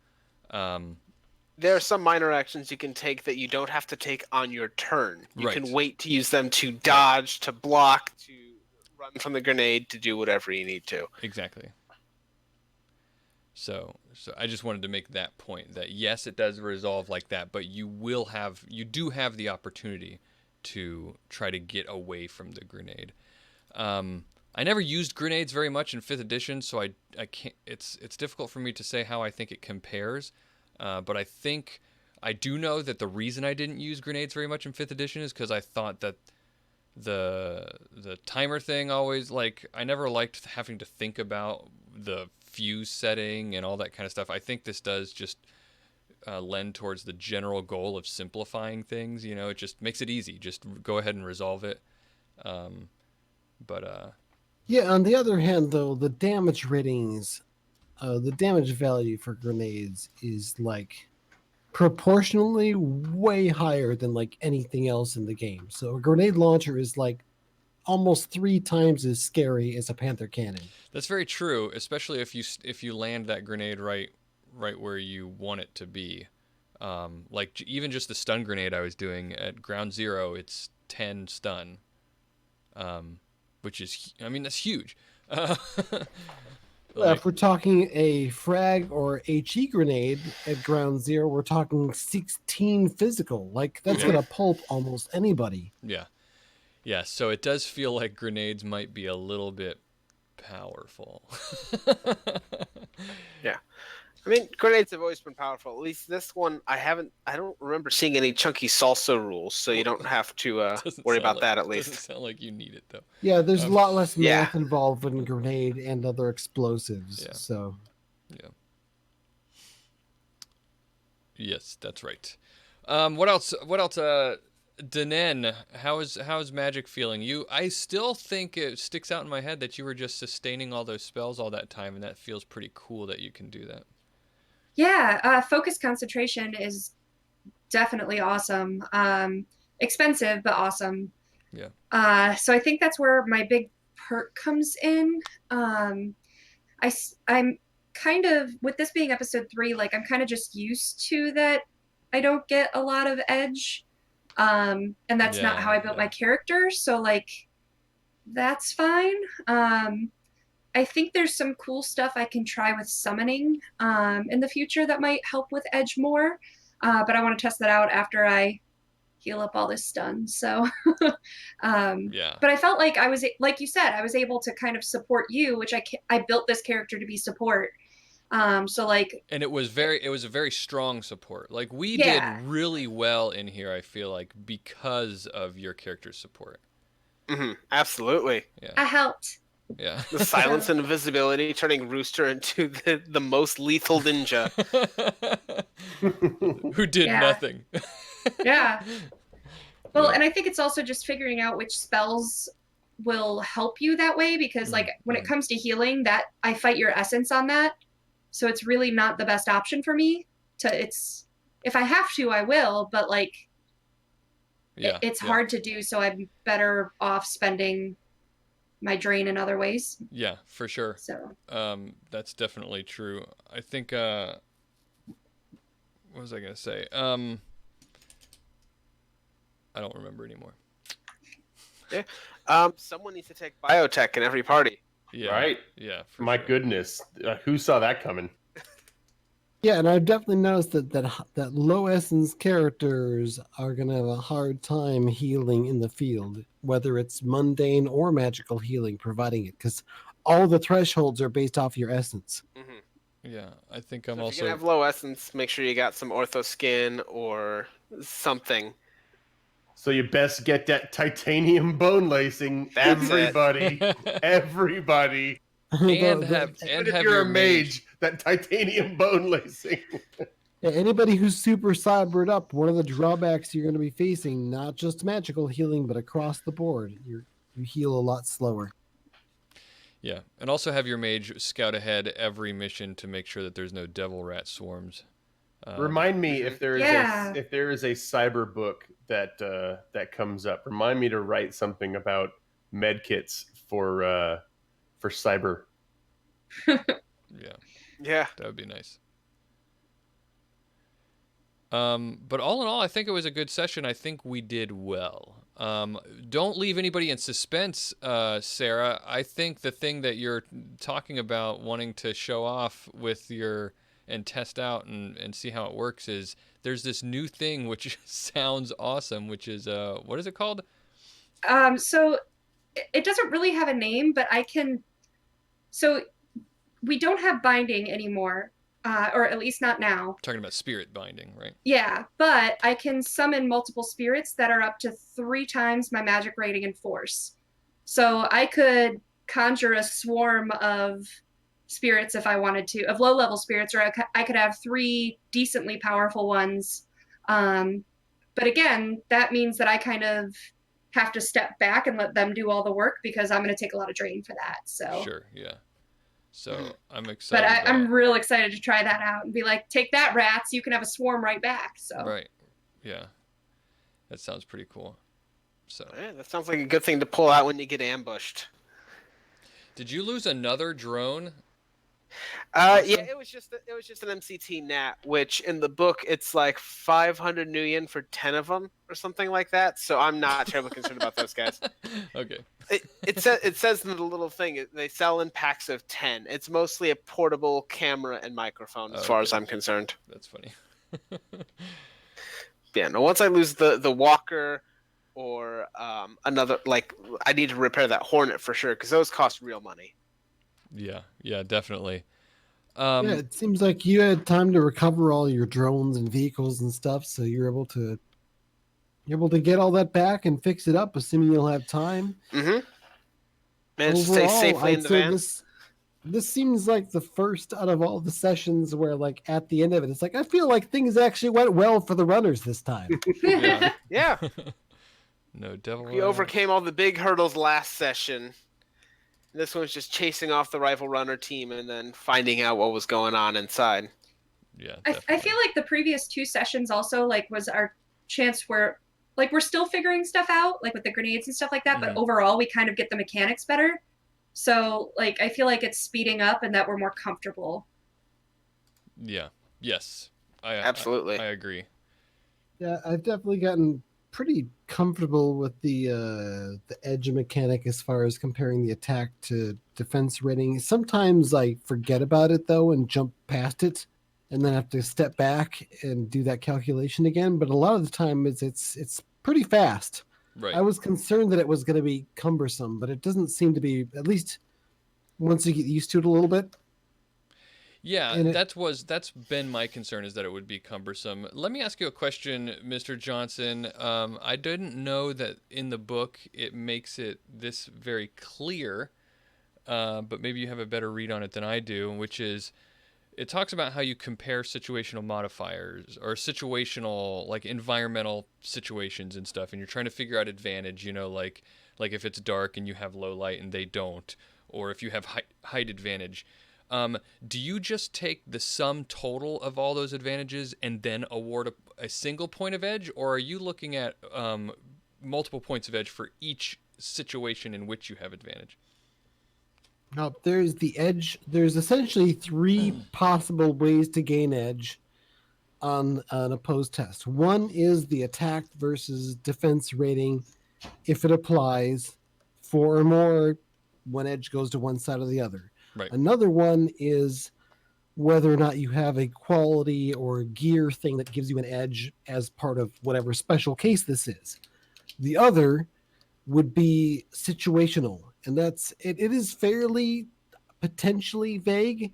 It's more or less up to the GM and or players, but it should be pretty obvious, I think, is what I read from it. Is like, in your case, yeah, you're shooting at a guy, you're invisible, and he can't hear you. Right. It seems pretty obvious to me that you'd gain an edge in that situation. Right. There's nothing in the book that can point out everything that this would apply to, and I think some people might think of this as a way to like game the system and like do some weird wishy-washy stuff to like get an advantage. But I think in practice so far in the sessions that I've played, it's been either a non-factor or really obvious. Right. Like you've got higher ground and they're in the open. Boom, there's an edge. They can't see you because it's dark, but you've got low light. Boom, you get an edge. You're invisible and silent, and they're not. You get an edge, etc. Right. It seems like one of those things too that honestly it'd be difficult to game because it's up to the GM's interpretation. So the best way to game that would just be to have good tactics when you go into combat. Yeah, my general rule of thumb as a GM with this is if it doesn't stand out as obvious, like, yeah, you should totally get an edge for that, then I don't award an edge for it. Right. Right. If it's not powerful enough to really stand out as like, oh yeah, definitely, then I shrug my shoulders and move on. Right. Or don't even think about it. Right. Right. Yeah. I will say, like, I think for me, in not having an edge collecting character, like, that just drives the incentive more to, like, if I use that edge in combat and I need to get back up to my attribute, then it's just encouraging me to role play more and, like, play to my negative qualities and stuff like that, so that hopefully I get back up there for the next. Right. Yeah, I've been thinking about, like, most of the ways to gain edge are in conflict-based situations. For people who don't necessarily get into those conflicts as much because they're more social, though there is a social mechanic, or for other reasons, like a lot of utility spells like this, there should be ways to gain edge. And I think it's kind of, our loophole is there in that you can give edge for good role playing. So True. I do wonder how deliberate that might be, though, in order to give, street, because 5th edition had such a problem with mages and adepts outpacing street samurai types. So this is kind of a balancing mechanic for that, where here's a whole bunch of stuff that street sams and melee characters can do to gain that edge, whereas the mages who stay in the back and have spirits and stuff, it's still a very viable play thing, but you're not going to be using edge as much. Yeah, but you're blasting. Sorry, go ahead. You can still get edge. If I was playing a combat mage, I could absolutely do it, and my spirits can gain edge for me too. Like if their attack rating is higher, so if I summon a strong enough spirit, I can do some of that. Okay. It's just, again, it's not in my character, so it's like I kind of give that up. So I just kind of pray for the rule of cool to benefit me more. Right, yeah. right. Okay. Yeah. Yeah, I think any person who's not going to be playing that more direct opposing role type thing where they're going to be racking up the edge from either I think the Deckers and Technomancers have the analytical mind is like a really kind of, that's going to be a popular quality because it's going to get you edge all the time. Because almost everything I do is logic based, so that's automatic edge every time. Between like hot sim and attack plus sleaze versus your opposing ratings and stuff, there's lots of ways for Deckers and Technomancers to gain edge. Street Sams and adepts and combat people, they gain edge that way. Faces and social situations, there's comparing stuff to get edge there. Yeah. So it's more or less the more like longer term or downtime stuff or less confrontational things you don't get the edge for as much. Right. But I think those things can play into edge for other people, like the making someone invisible and silent. They're going to get edge down the road for when they attack people being invisible and silent. Right. So here's what we do. Dinan sets all of us up to get lots of edge, and then we give her edge using the 2 edge boost to give a friend an edge. There we go. Is that too? I think I'll take donations. It seemed like even though Dinan wasn't racking up edge like some of the other people were, it kind of felt like she had maybe the most overall impact on the session. Oh, I say for sure that we would. I think everybody did have a strong impact on the session. Like everybody seemed to have something to do, but like Dinan with her influence, I think, well, she definitely saved Jin's ass. Yep. He would have been shot and dropped again and probably killed. Right. But that's great that had such an impact, but it does I do wish it does stink to me that Sarah, you don't get to really participate as much in the fun edge system. Like it does, because that's really fun to me. I really enjoy it actually. Thinking about edge boosts and gaining edge and stuff like that. It seems like a fun little, almost like a mini game to think about when it's not my turn and when my turn's coming up. And it stinks that it's harder for you to do that with the way that your character is built. And I think an infiltration or focused character should have more ways to do it, you know.